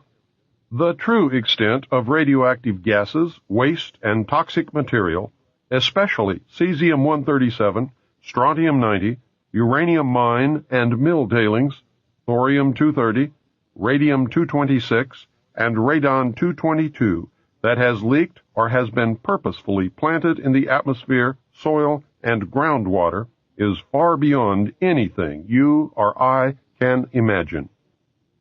Every investigation has revealed that the true figures regarding radioactive leakage are much larger than official figures, and the real numbers may never be known. Cover-up has become standard operating procedure at all levels and in all departments of government. Do we dream reality, or is reality a dream? The New World Order will eliminate the population threat in several ways. Complete control of individual behavior may be established using electronic or chemical implants. No one will be allowed to have a child without permission. Stiff penalties wait for those who ignore the law. The violent, the old, the infirm, the handicapped, and the unproductive will be killed. Private property will be abolished. Since religion helped to create the population problem, it will not be tolerated except for the approved state-controlled religion which will evolve according to man's needs. Man cannot be trusted to safeguard what little is left in the way of natural resources. Technological development and economic growth will be severely cut back. Man will be required to live like his ancestors. Those who learn to be self-sufficient and can adapt to the absence of many of the things that we take for granted today, such as automobiles, will get along fine. Others will suffer terribly. Man will once again conform to the law of the survival of the fittest. No one is going to like the loss of individual freedoms guaranteed us by the Constitution and the Bill of Rights. I do not like or agree with what is planned. Intellectually, I know that people will not solve the problems that we face unless they are made to do it. That is a sad commentary on the common man, but nevertheless it is true. The New World Order is evil, but very much needed if man is to survive long enough to plant his seed amongst the stars. A paradigm shift and starseed are the only legitimate long-term answers. This is why we have all been so wrong for so long. It never was what we thought it was. Nothing is or ever will be until we learn to live in reality instead of fantasyland. A paradigm shift in the evolutionary consciousness of man must take place. Right or wrong, the world is covered with agents of the Illuminati who are attempting to cause that evolutionary jump. We have not been taken into their confidence.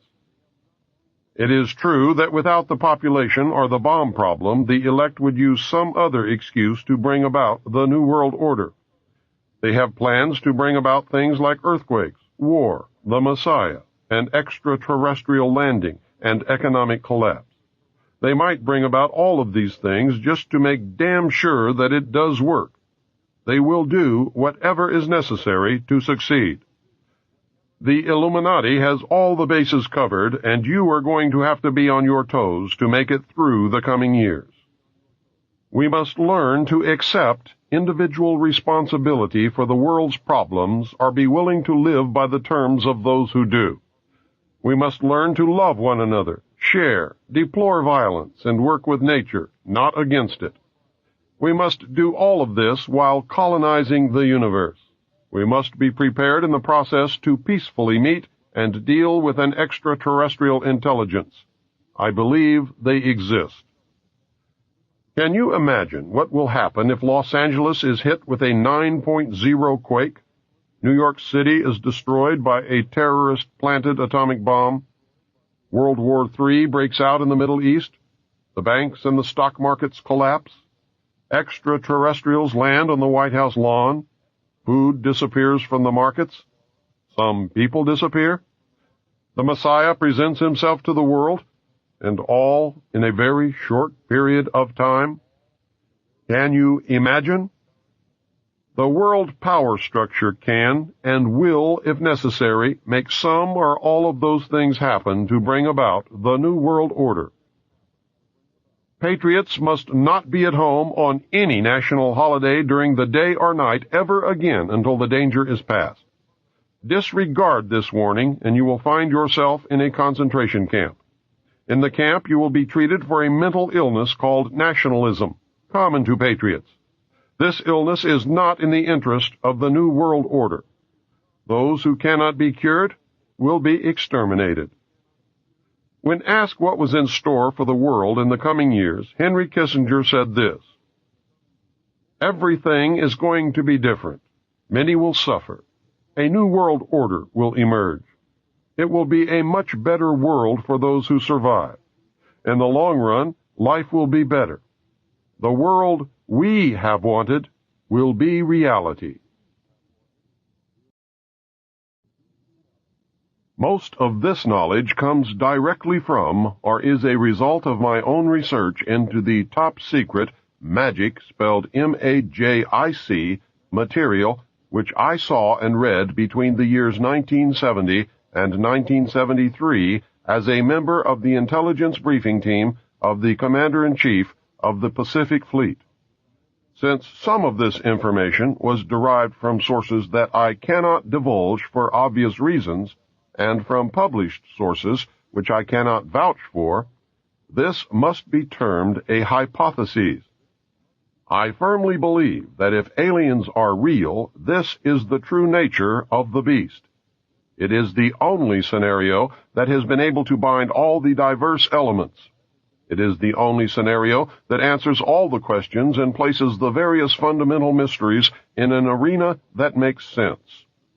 It is the only explanation which shows the chronology of events and demonstrates that the chronologies, when assembled, match perfectly. The bulk of this I believe to be true if the material that I viewed in the Navy is authentic. During the years following World War II, the government of the United States was confronted with a series of events which were to change beyond prediction its future, and with it the future of humanity. These events were so incredible that they defied belief. A stunned President Truman and his top military commanders found themselves virtually impotent after having just won the most devastating and costly war in history.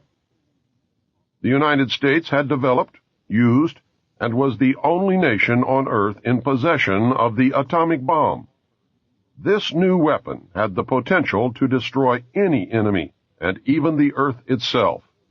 At that time, the United States had the best economy, the most advanced technology, the highest standard of living, exerted the most influence, and fielded the largest and most powerful military forces in history.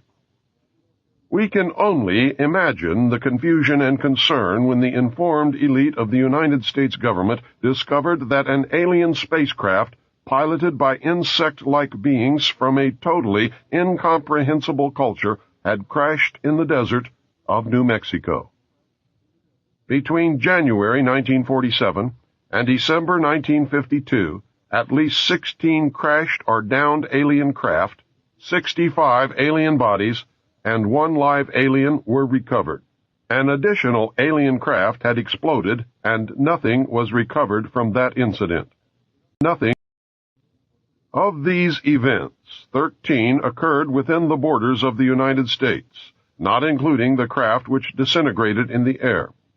Of these 13, 1 was in Arizona, 11 were in New Mexico, and 1 was in Nevada.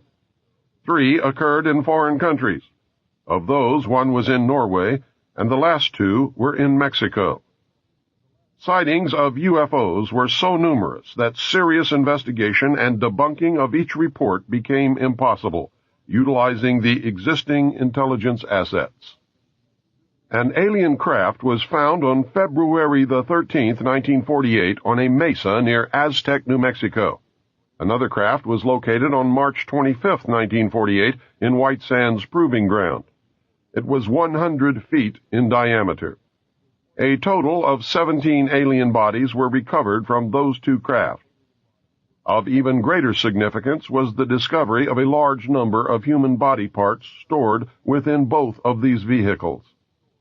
A demon had reared its head, and paranoia quickly took hold of everyone then in the know. The secret lid immediately became a top-secret lid and was screwed down tight. The security blanket was even tighter than that imposed upon the Manhattan Project. In the coming years, these events were to become the most closely guarded secrets in the history of the world.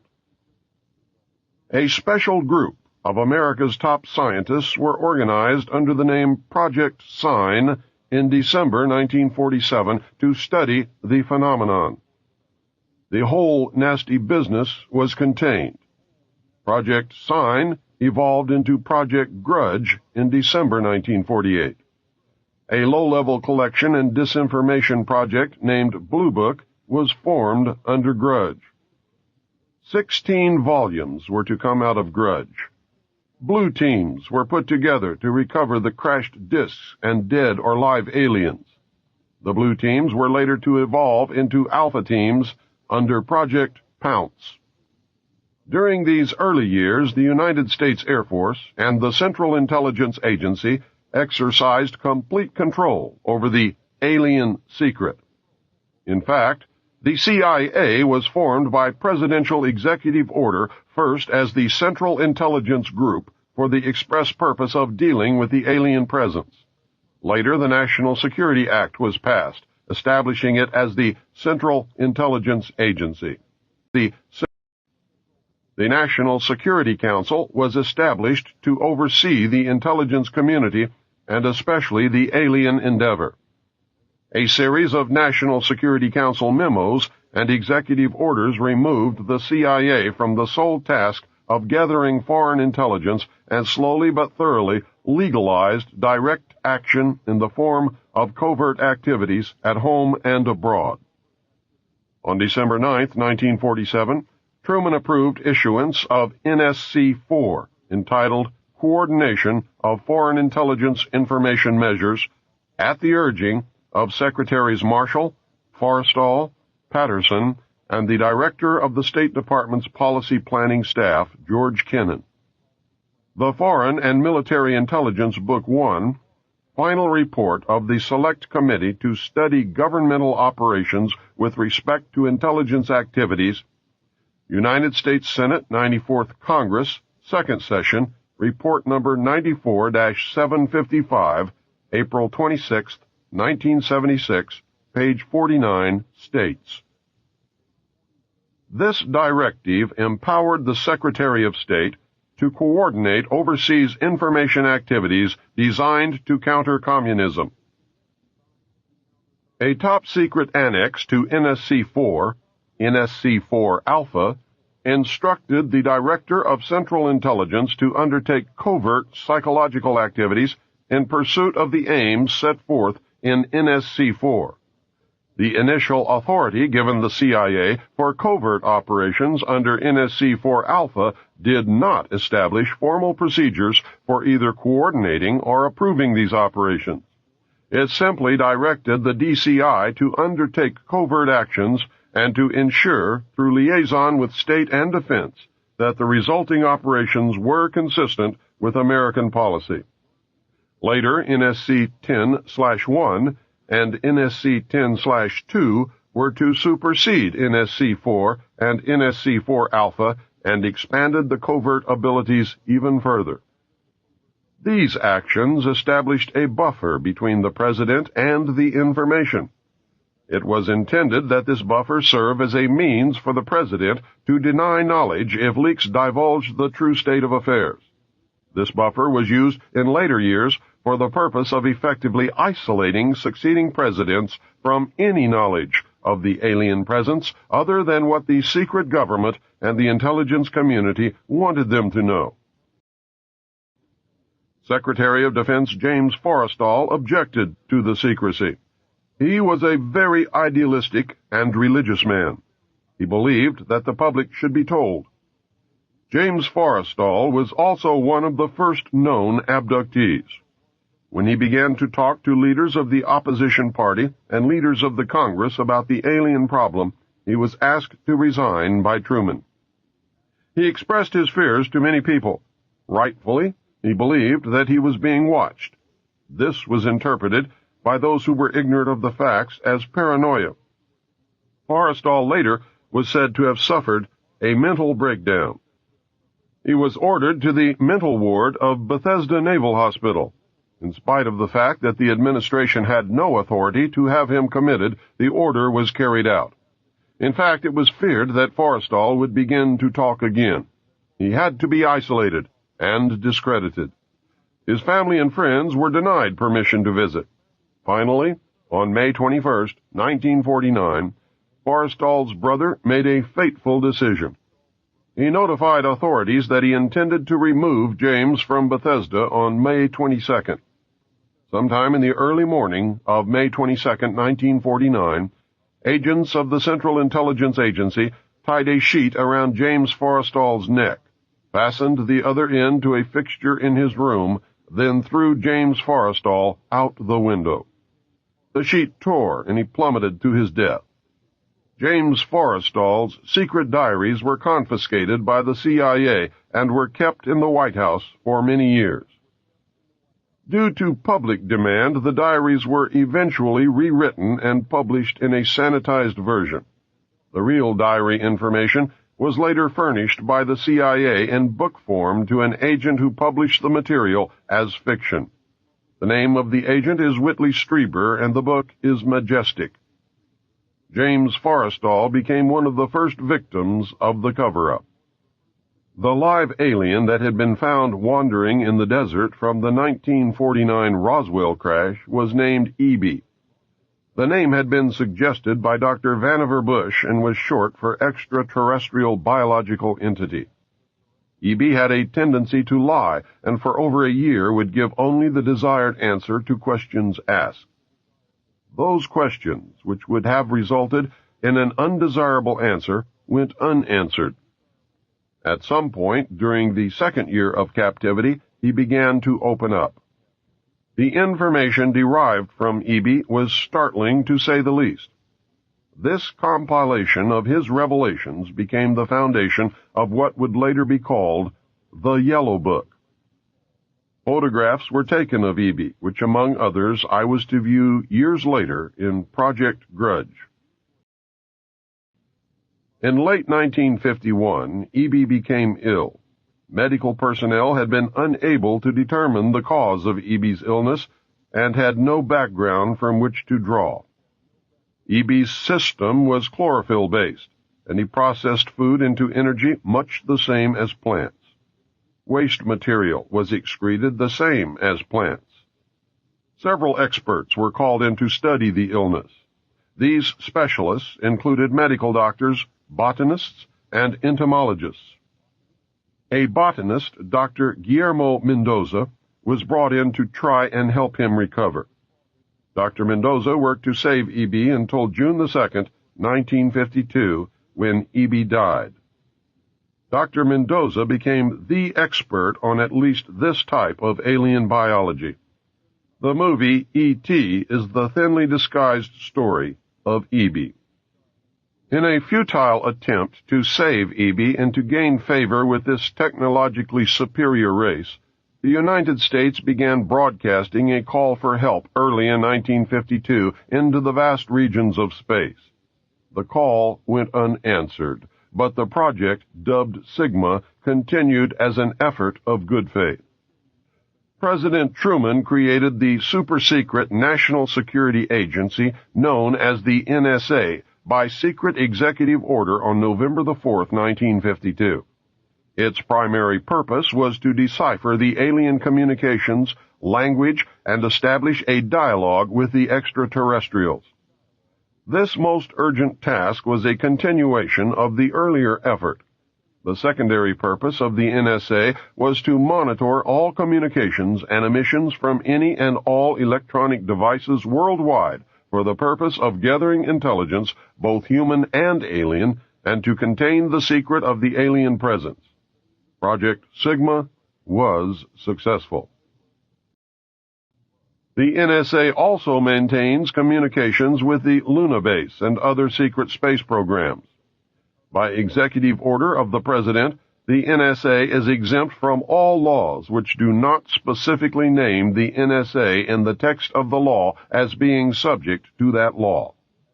That means that if the agency is not spelled out in the text of any and every law passed by the Congress, it is not subject to that or those laws. The NSA now performs many other duties, and in fact is the premier agency within the intelligence network. Today, the NSA receives approximately 75% of the monies allotted to the intelligence community. The old saying, "Where the money goes, therein the power resides," is true. The Director of Central Intelligence today is a figurehead maintained as a public ruse. The primary task of the NSA is still alien communications, but now includes other extraterrestrial projects as well. President Truman had been keeping our allies, including the Soviet Union, informed of the developing alien problem. This had been done in case the aliens turned out to be a threat to the human race. Plans were formulated to defend the Earth in case of invasion. Great difficulty was encountered in maintaining international secrecy. It was decided that an outside group was necessary to coordinate and control international efforts in order to hide the secret from the normal scrutiny of governments by the press. The result was the formation of a secret ruling body which became known as the Bilderberg Group. The group was formed and met for the first time in 1952. They were named after the first publicly known meeting place, the Bilderberg Hotel. That public meeting took place in 1954. They were nicknamed the Bilderbergers. The headquarters of this group is in The Hague. The Bilderbergers evolved into a secret world government that now controls everything. The United Nations was then, and is now, an international joke. Beginning in 1953, a new president occupied the White House. He was a man used to a structured staff organization with a chain of command. His method was to delegate authority and rule by committee. He made major decisions, but only when his advisers were unable to come to a consensus. His normal method was to read through or listen to several alternatives and then approve one. Those who worked closely with him have stated that his favorite comment was, "Just do whatever it takes." He spent a lot of time on the golf course. This was not unusual for a man who had been career Army with the ultimate position of Supreme Allied Commander during a war, a post which had earned him 5 stars. The President was General of the Army Dwight David Eisenhower. During his first year in office, 1953, at least 10 more crashed discs were recovered along with 26 dead and 4 live aliens. Of the 10, 4 were found in Arizona, 2 in Texas, 1 in New Mexico, 1 in Louisiana, 1 in Montana, and 1 in South Africa. There were hundreds of sightings. Eisenhower knew that he had to wrestle and beat the alien problem. He knew that he could not do it by revealing the secret to the Congress. Early in 1953, the new president turned to his friend and fellow member of the Council on Foreign Relations, Nelson Rockefeller. Eisenhower and Rockefeller began planning the secret structure of alien task supervision, which was to become a reality within 1 year. The idea for MJ-12 was thus born. It was Nelson's uncle, Winthrop Aldrich, who had been crucial in convincing Eisenhower to run for president. The whole Rockefeller family, and with them, the Rockefeller empire, had solidly backed Ike. Eisenhower belonged heart and soul to the Council on Foreign Relations and the Rockefeller family. Asking Rockefeller for help with the alien problem was to be the biggest mistake Eisenhower ever made for the future of the United States and maybe for humanity. Within 1 week of Eisenhower's election, he had appointed Nelson Rockefeller chairman of a Presidential Advisory Committee on Government Organization. Rockefeller was responsible for planning the reorganization of the government, something he had dreamed of for many years. New Deal programs went into one single cabinet position called the Department of Health, Education, and Welfare. When the Congress approved the new cabinet position in April 1953, Nelson was named to the post of Undersecretary to Ovida Culp Hobby. In 1953, astronomers discovered large objects in space which were tracked moving toward the Earth. It was first believed that they were asteroids. Later evidence proved that the objects could only be spaceships. Project Sigma intercepted alien radio communications. When the objects reached the Earth, they took up a very high geosynchronous orbit around the equator. There were several huge ships, and their actual intent was unknown. Project Sigma and a new project, Plato, through radio communications using the computer binary language, were able to arrange a landing that resulted in face-to-face contact with alien beings from another planet. This landing took place in the desert. The movie Close Encounters of the Third Kind is a fictionalized version of the actual events. Project Plato was tasked with establishing diplomatic relations with this race of space aliens. A hostage was left with us as a pledge that they would return and formalize a treaty. In the meantime, a race of humanoid aliens landed at Homestead Air Force Base in Florida and successfully communicated with the United States government. This group warned us against the race orbiting the equator and offered to help us with our spiritual development. They demanded that we dismantle and destroy our nuclear weapons as the major condition. They refused to exchange technology, citing that we were spiritually unable to handle the technology we already possessed. These overtures were rejected on the grounds that it would be foolish to disarm in the face of such an uncertain future. There was no track record to read from. It may have been an unfortunate decision. A third landing at Muroc, now Edwards Air Force Base, took place in 1954. The base was closed for 3 days, and no one was allowed to enter or leave during that time. The historical event had been planned in advance. Details of a treaty had been agreed upon. Eisenhower arranged to be in Palm Springs on vacation. On the appointed day, the President was spirited to the base. The excuse was given to the press that he was visiting a dentist. Witnesses to the event have stated that 3 UFOs flew over the base and then landed. Anti-aircraft batteries were undergoing live-fire training, and the startled personnel actually fired at the crafts as they passed overhead. Luckily, the shells missed, and no one was injured. President Eisenhower met with the aliens on February the 20th, 1954, and a formal treaty between the alien nation and the United States of America was signed. We then received our first alien ambassador from outer space. He was the hostage that had been left at the first landing in the desert. His name and title was His Omnipotent Highness Krill. In the American tradition of disdain for royal titles, he was secretly called Original Hostage Krill. Shortly after this meeting, President Eisenhower suffered a heart attack. 4 others present at the meeting were Franklin Allen of the Hearst newspapers, Edwin Norse of Brookings Institute, Gerald Light of Metaphysical Research fame, and Catholic Bishop McIntyre of Los Angeles.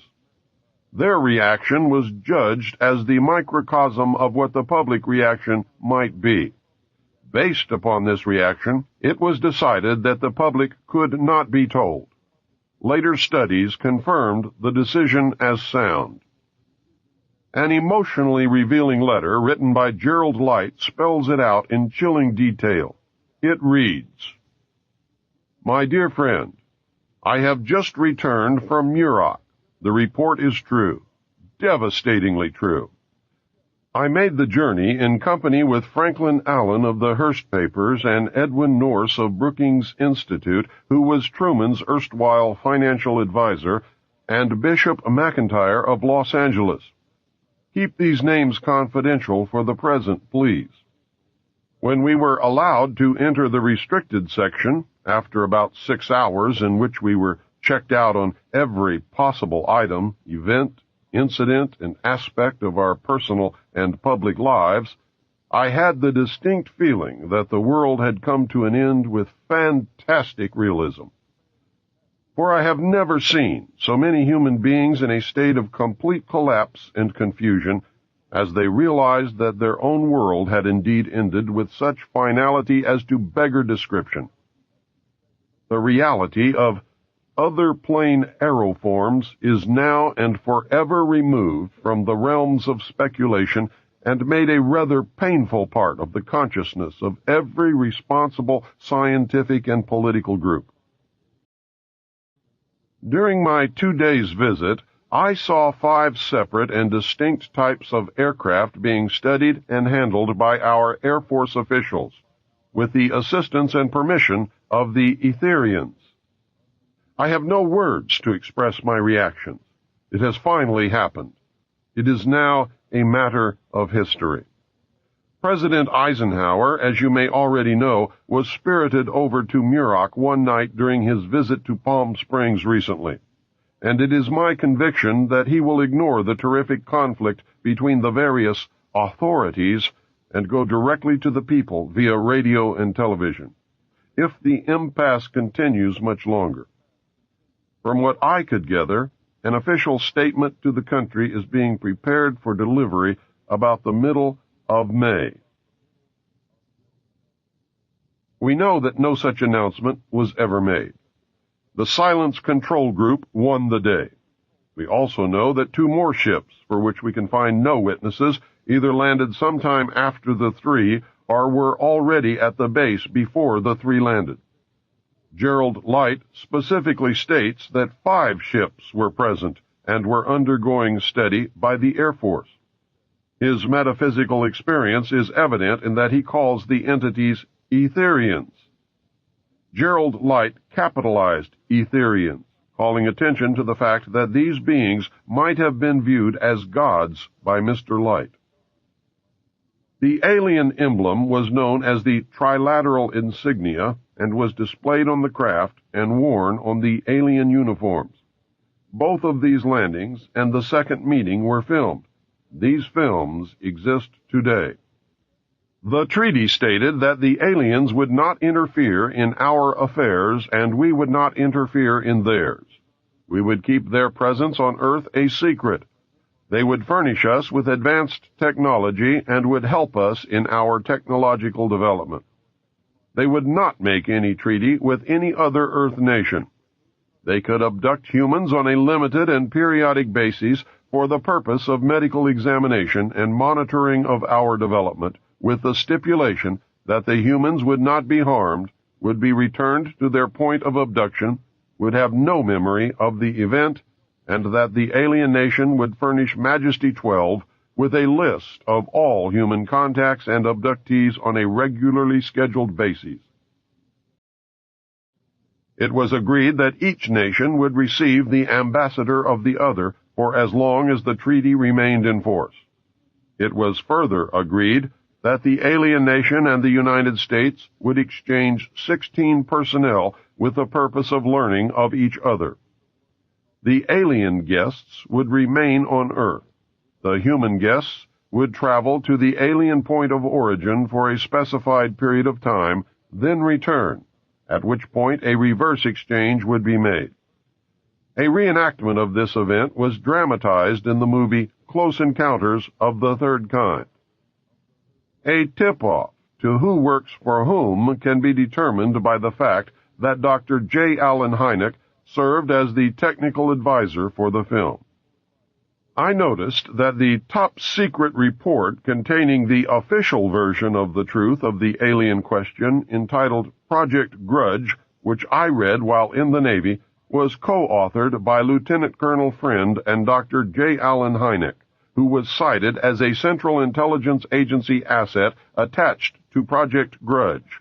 Dr. Hynek, the one who debunked many legitimate UFO incidents when he functioned as the scientific member of the very public Project Blue Book. Dr. Hynek is the man responsible for the infamous "it was only swamp gas" statement. It was agreed that bases would be constructed underground for the use of the alien nation and that 2 bases would be constructed for the joint use of the alien nation and the United States government. Exchange of technology would take place in the jointly occupied bases. These alien bases would be constructed under Indian reservations in the Four Corners area of Utah, Colorado, New Mexico, and Arizona, and one would be constructed in an area known as Dreamland. Dreamland was built in the Mojave Desert near or in a place called Yucca. I cannot remember if it was Yucca Valley, Yucca Flat, or Yucca Proving Ground, but Yucca Valley is what I always seem to want to say. More UFO sightings and incidents occur in the Mojave Desert of California than any other place in the world. So many, in fact, that no one even bothers to make reports. Anyone who ventures into the desert to talk to the residents will be astounded by the frequency of activity and with the degree of acceptance demonstrated by those who have come to regard UFOs as normal.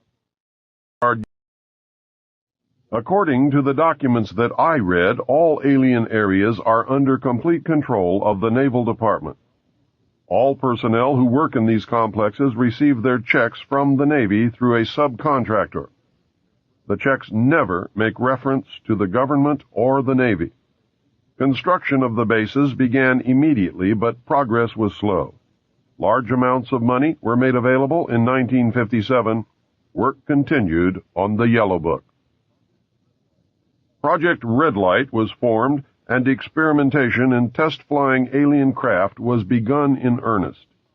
A super top-secret facility was built at Groom Lake in Nevada in the midst of the weapons test range. It was codenamed Area 51. The installation was placed under the Department of the Navy, and all personnel required a Q clearance as well as executive approval. This is ironic due to the fact that the President of the United States does not have clearance to visit this site. The alien base and exchange of technology actually took place in an area codenamed Dreamland above ground, and the underground portion was dubbed the Dark Side of the Moon. According to the documentation that I read, at least 600 alien beings actually resided full-time at this site, along with an unknown number of scientists and CIA personnel. Due to the fear of implantation, only certain people were allowed to interface with the alien beings, and those personnel were and are watched and monitored continuously. The Army was tasked to form a super-secret organization to furnish security for the alien task projects.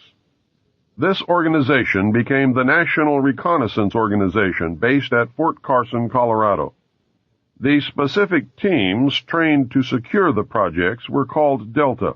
Lieutenant Colonel James Bogreitz was a Delta Force commander.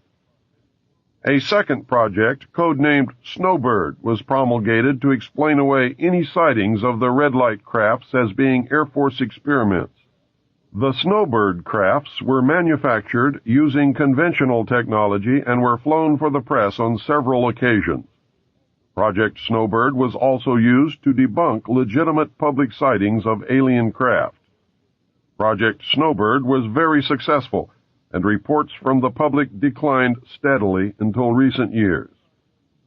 A multi-million-dollar secret fund was organized and kept by the military office of the White House. This fund was used to build over 75 deep underground facilities.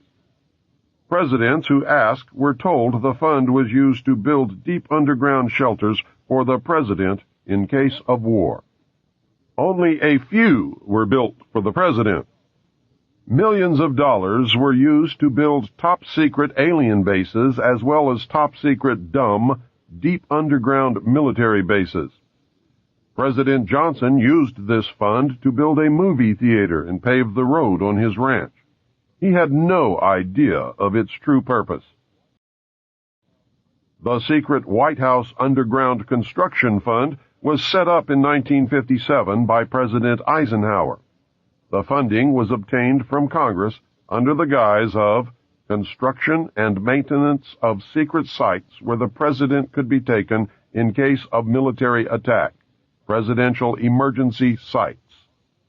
The sites are literally holes in the ground deep enough to withstand a nuclear blast and are outfitted with state-of-the-art communications equipment. To date, there are more than 75 sites spread around the country which were built using the money from this fund. The Atomic Energy Commission has built at least an additional 22 underground sites. The location and everything to do with these sites were and are considered and treated as top secret. The money was and is in control of the military office of the White House and was and is laundered through so circuitous a web that even the most knowledgeable spy or accountant cannot follow it. By Secret Executive Memorandum NSC 5510, Eisenhower had preceded NSC 5412/1 to establish a permanent committee to be known as Majesty 12 to oversee and conduct all covert activities concerned with the alien question. There were 19 members of Majesty 12. The first rule of Majesty 12 was that no order could be given and no action could be taken without a majority vote of 12 in favor, thus Majority 12. Orders issued by Majesty 12 became known as Majority 12 directives. This group was made up over the years of the top officers and directors of the Council on Foreign Relations and later the Trilateral Commission. Gordon Dean, George Bush, and Zbigniew Brzezinski were among them. By 1955, it became obvious that the aliens had deceived Eisenhower and had broken the treaty. Mutilated humans were being found, along with mutilated animals across the United States. It was suspected that the aliens were not submitting a complete list of human contacts and abductees to Majesty 12, and it was suspected that not all abductees had been returned. The Soviet Union was suspected of interfacing with them, and this proved to be true. The aliens stated that they had been and were then manipulating masses of people through secret societies, witchcraft, magic, the occult, and religion. You must understand that this claim could also be a manipulation. After several Air Force combat air engagements with alien craft, it also became apparent that our weapons were no match against them. In November 1955, NSC 5412/2 was issued, establishing a study committee to explore all factors which are involved in the making and implementing of foreign policy in the nuclear age. This was only a blanket of snow that covered the real subject of study, the alien question. By secret executive memorandum, NSC 5511 in 1954, President Eisenhower had commissioned the study group to examine all the facts, evidence, lies, and deception, and discover the truth of the alien question. A major finding of the alien study was that the public could not be told. It was believed that this would most certainly lead to economic collapse of the religious structure, and national panic, which could lead into anarchy. Secrecy thus continued. An offshoot of this finding was that if the public could not be told, Congress could not be told. Funding for the projects and research would have to come from outside the government. In the meantime, money was to be obtained from the military budget and from Central Intelligence Agency confidential, non-appropriated funds. Another major finding was that the aliens were using humans and animals for a source of glandular secretions, enzymes, hormonal secretions, blood plasma, and possibly in genetic experiments. The aliens explained these actions as necessary to their survival. They stated that their genetic structure had deteriorated and that they were no longer able to reproduce. They stated that if they were unable to improve their genetic structure, their race would soon cease to exist. We looked upon their explanations with extreme suspicion. Since our weapons were literally useless against the aliens, Majesty 12 decided to continue friendly diplomatic relations until such time as we were able to develop a technology which would enable us to challenge them on a military basis. Overtures would have to be made to the Soviet Union and other nations to join forces for the survival of humanity. A symposium was held in 1957, which was attended by some of the great scientific minds then living. They reached the conclusion that by or shortly after the year 2000, the planet would self-destruct due to increased population and man's exploitation of the environment without any help from God or the aliens. By secret executive order of President Eisenhower, the Jason scholars were ordered to study this scenario and make recommendations from their findings. The Jason Society confirmed the findings of the scientists and made 3 recommendations called Alternatives 1, 2, and 3. Alternative 1 was to use nuclear devices to blast holes in the stratosphere from which the heat and pollution could escape into space. They would then change the human cultures from that of exploitation into cultures of environmental protection. Of the 3, this was decided to be the least likely to succeed due to the inherent nature of man and the additional damage the nuclear explosions would themselves create. The existence of a hole in the ozone layer may indicate that Alternative 1 might have been attempted. This is, however, only conjecture. Alternative 2 was to build a vast network of underground cities and tunnels in which a select representation of all cultures and occupations could survive and carry on the human race. The rest of humanity would be left to fend for themselves on the surface of the planet. We know that these facilities have been built and are ready and waiting for the chosen few to be notified. Alternative 3 was to exploit the alien and conventional technology in order for a select few to leave the Earth and establish colonies in outer space. I am not able to either confirm or deny the existence of batch consignments of human slaves, which would be used for the manual labor as a part of the plan. The moon, codenamed Adam, was the object of primary interest, followed by the planet Mars, codenamed Eve. I am now in possession of official NASA photographs of one of the moon bases. I believe that the Mars colony is also a reality. As a delaying action, all three alternatives included birth control, sterilization, and the introduction of deadly microbes to control or slow the growth of the Earth's population. AIDS is only one result of these plans. It was decided by the elite that since the population must be reduced and controlled, it would be in the best interest of the human race to rid ourselves of the undesirable elements of our society. Specific targeted populations included blacks, Hispanics, and homosexuals. The joint United States and Soviet leadership dismissed Alternative 1, but ordered work to begin on Alternatives 2 and 3 virtually at the same time. In 1959, the RAND Corporation hosted a deep underground construction symposium. In the symposium report, machines are pictured and described which could bore a tunnel 45 feet in diameter at the rate of 5 feet per hour in 1959.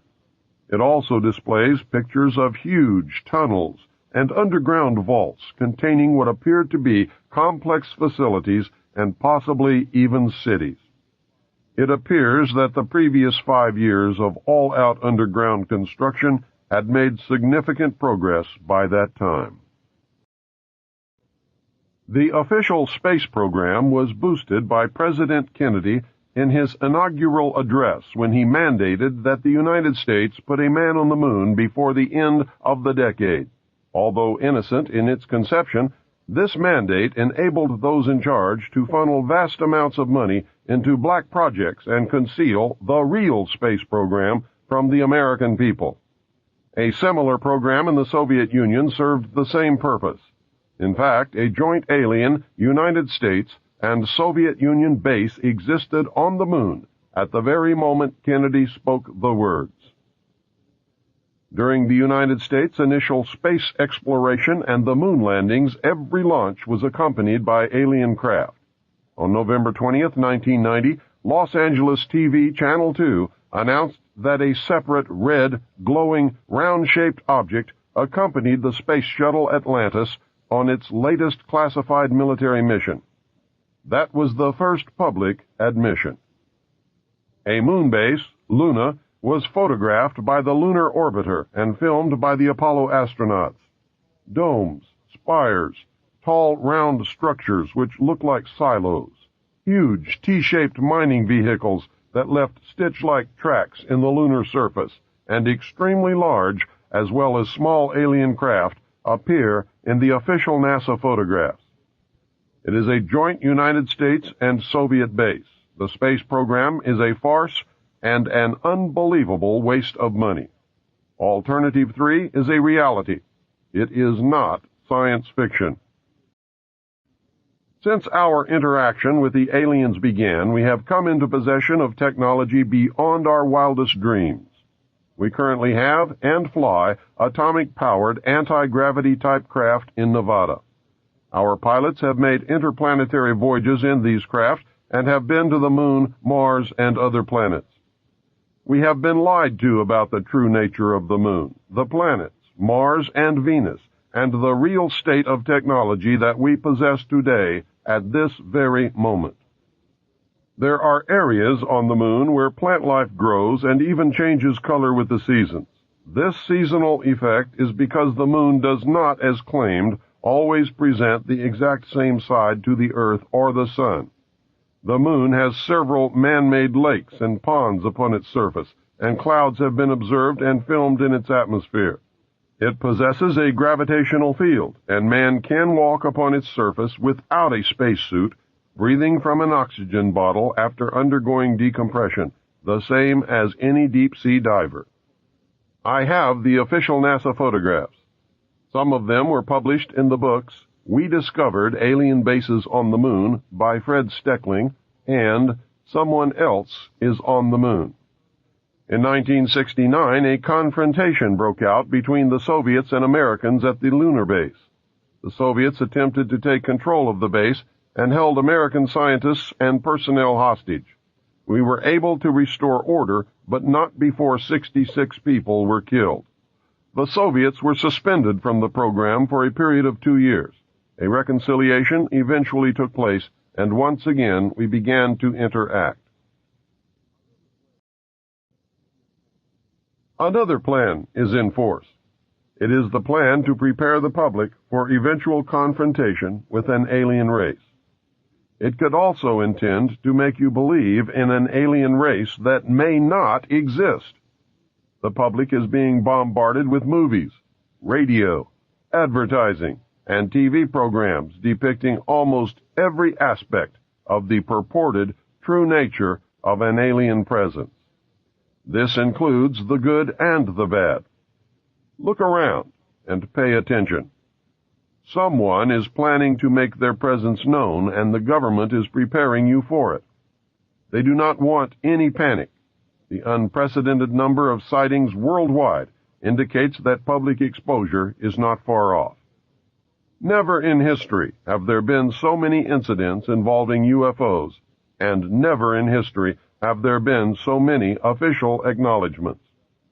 For many years, the secret government has been importing drugs and selling them to the people, mainly the poor and minorities.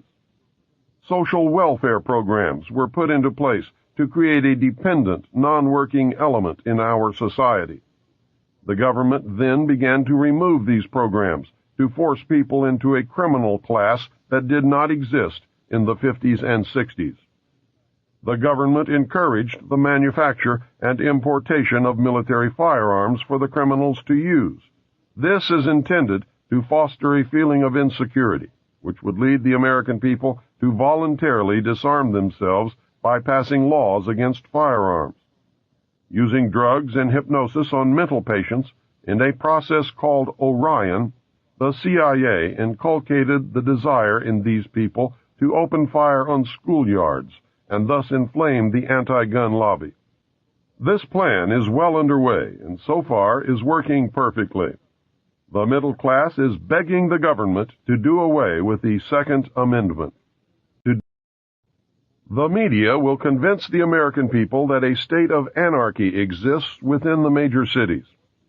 When public opinion has been won to this idea, they intend to state that a terrorist group armed with a nuclear weapon has entered the United States and that they plan to detonate this device in one of our cities.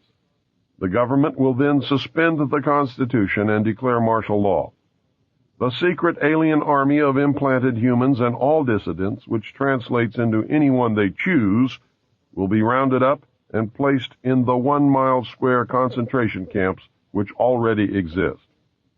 Are the people whom they intend to place in these concentration camps destined to make up the reported batch consignments of slave labor needed by the space colonies? The media, radio, TV, newspapers, and computer networks will be nationalized and seized. Anyone who resists will be taken or killed. This entire operation was rehearsed by the government and military in 1984 under the code name Rex 84 Alpha, and it went off without a hitch. When these events have transpired, the secret government and our alien takeover will be complete. Your freedom will never be returned, and you will live in slavery for the remainder of your life. You had better wake up, and you had better do it now. The conclusions are inescapable. 1. The secret power structure may believe that by our own ignorance or by divine decree, planet Earth will self-destruct sometime in the near future. These men sincerely believe that they are doing the right thing in their attempt to save the human race. It is terribly ironic that they have been forced to take as their partner an alien race which is itself engaged in a monumental struggle for survival. Many moral and legal compromises may have been made in this joint effort. These compromises were made in error and must be corrected. Those responsible should be brought to account for their actions. I can understand the fear and urgency that must have been instrumental in the decision not to tell the public. Obviously, I disagree with that decision.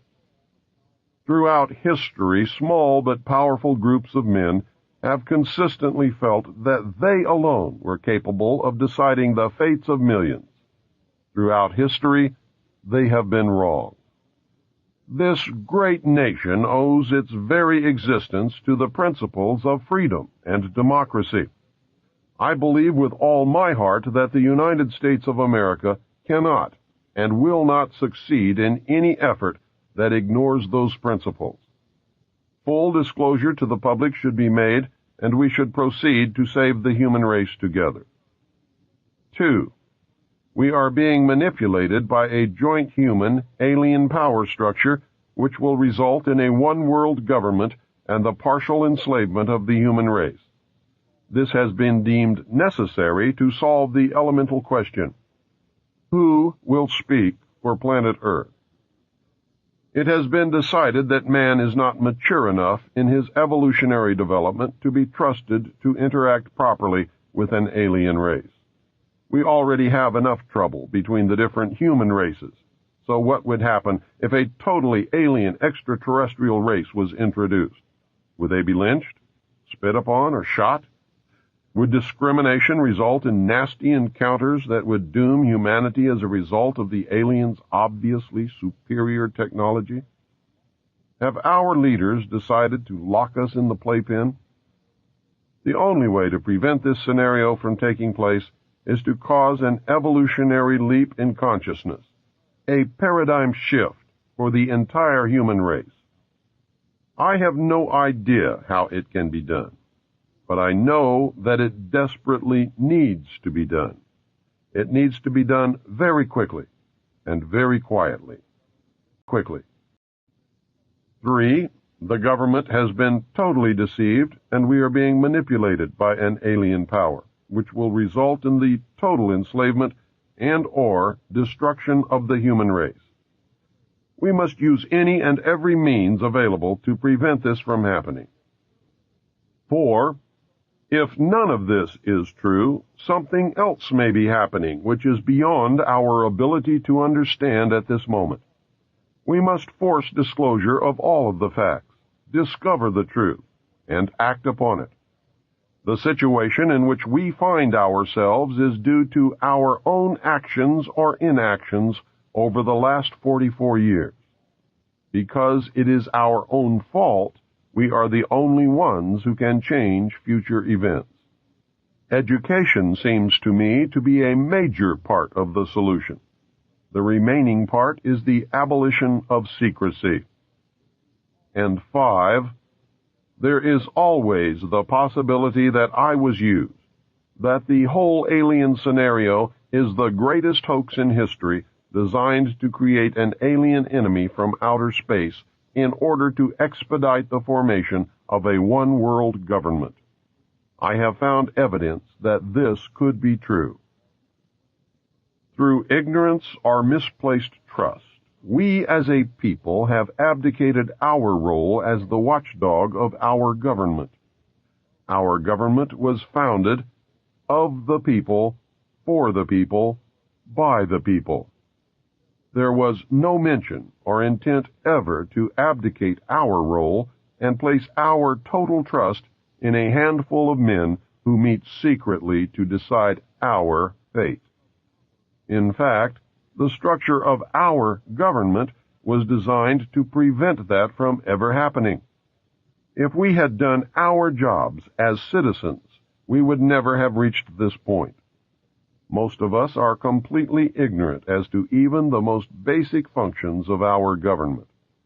We have truly become a nation of sheep. And sheep are always eventually led to slaughter. It is time to stand up in the manner of our forefathers and walk like men. You must understand that, real or not, the purported presence of aliens have been used to neutralize certain widely different segments of the population. Don't worry, the benevolent Space Brothers will save you. It can also be used to fill the need for an extraterrestrial threat to justify the formation of a new world order. The aliens are eating us. The most important information that you need to determine your future actions is that this new world order calls for the destruction of the sovereignty of nations, including the United States. The New World Order cannot and will not allow our Constitution to continue to exist. The New World Order will be a totalitarian socialist system.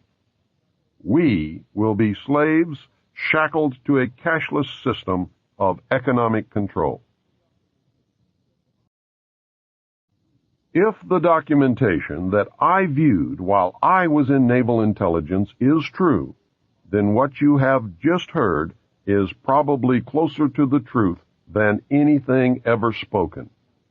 If extraterrestrials are a hoax, then what you just heard is exactly what the Illuminati wants you to believe. I can assure you, beyond any shadow of a doubt, that even if aliens are not real, the technology is real. Anti-gravity craft exist, and human pilots fly them. I and millions of others have seen them. They are metal. They are machines. They come in different sizes and shapes. They are obviously intelligently guided. Now, here is an interview with author William Cooper. So, Mr. Cooper, are there larger numbers of people all the time who are receptive to your message and who are thinking a little bit more deeply and critically about these fundamental issues of government and politics that perhaps they did not give as much thought to in the past? Oh, yes. In fact, I never dreamed that I would make such an impact. When I first began what I'm doing now, which was many years ago, I was lucky if I could travel 1,000 miles and collect 3 people in somebody's living room, none of whom, by the way, would help me pay for expenses or anything else, to sit down and listen to what I had to say. And I did this many times, travel all the way across the country just to talk to 2 or 3 or 4 people in somebody's home and put all the expenses myself. And now I can go to some place like the Salt Dome in Salt Lake City and fill the place up with people who want to come and hear what I have to say. I think the radio broadcast has had a lot to do with it. My book has certainly been the number one underground book in the country for the last 8 or 9 years, and continues to be today. And I know that I'm really hitting the mark, and I'm really making people pay attention when the President of the United States, William Jefferson Clinton, names me in a White House memo, which Rush Limbaugh read on the air, as being the most dangerous radio host in America. To me, that was the most tremendous compliment that I could ever receive. Was worth more than $50 million in my estimation. And if I don't ever do anything more than what I've accomplished, I certainly have accomplished quite a bit in the way of waking up the average American to stop believing everything that he's told or taught and start questioning and using his own mind for something other than to hold up the top of his head. And I think that's happening. I think people are beginning to question and think and arrive at their own conclusions today a lot more than they ever have in history. Trusting people is what got us in this situation.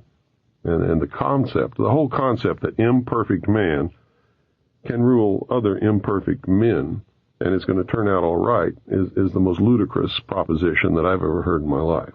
I think there are a number of people that agree with what you say, who are aware of some of these facts. Again, the question to ask is, given that there may be ills and abuses on the part of the government today, what would be something that a person interested in seeing change could do? What sort of advice would you give somebody who wanted to have an effect for the better, who would want to influence events so that we would begin moving towards a change? There are only two possible avenues of change at the present time. One is civil war, which we are heading toward right now. We are rushing toward a civil war in this country.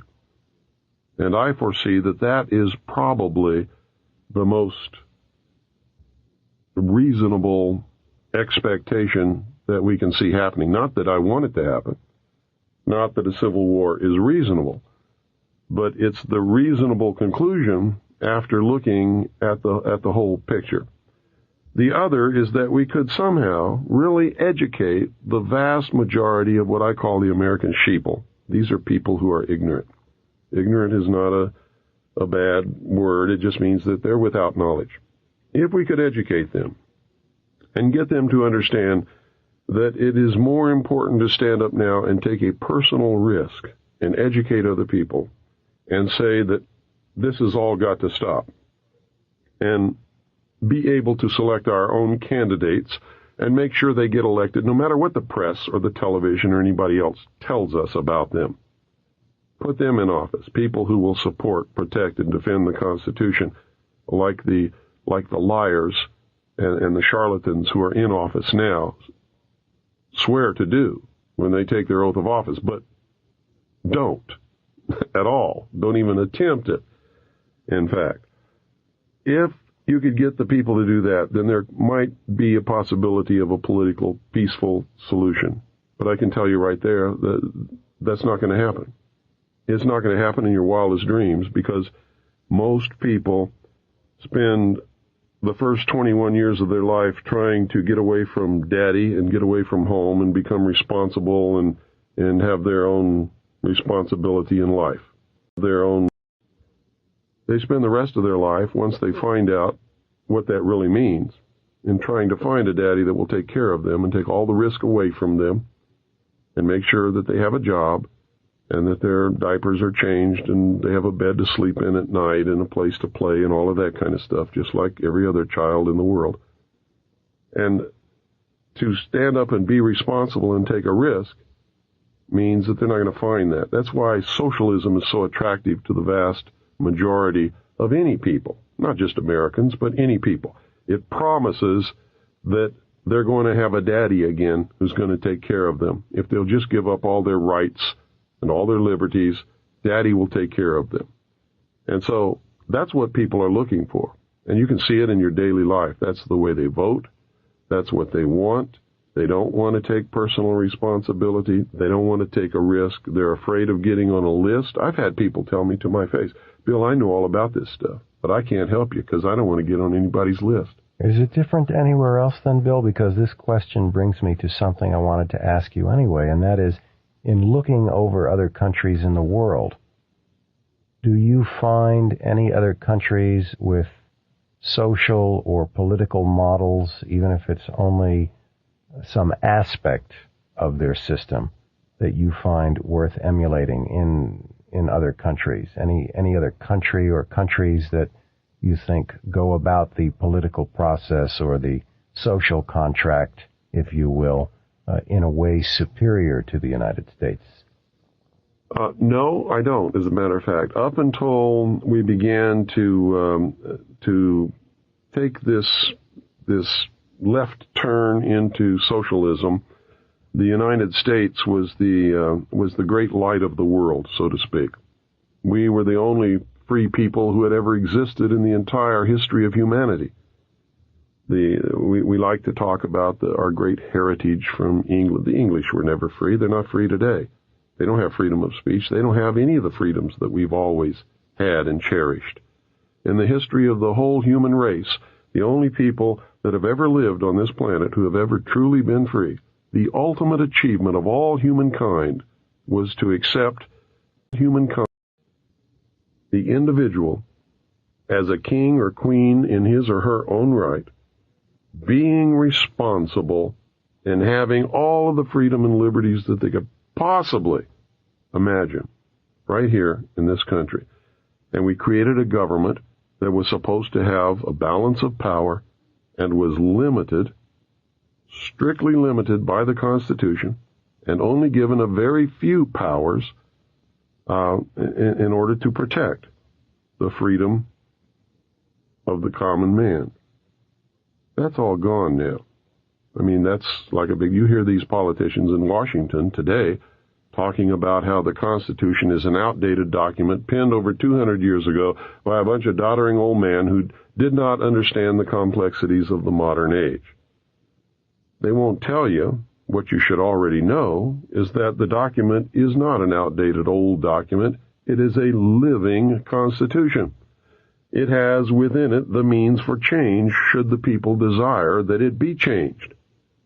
But the people don't desire that, so they just go ahead and throw it in the trash can anyway and go about their business doing anything that they want to do, while Joe Blow on the street doesn't even know that it's happening because he's never read the document that guarantees his freedom in his whole life. So, Mr. Cooper, given the controversial nature of so many of the things that you have studied with regard to government and the law and the abuses thereof, tell us a little bit about how it has affected your personal life. You're a family man with 2 children. What kind of impact has the work you've done had on your family? Well, that's quite an interesting question, and that doesn't get asked very much. But it's had a tremendous effect. If you want to find out how quickly society can turn against one, and I'm talking seriously here, stand up and tell the truth about just anything that you want to stand up and tell the truth about.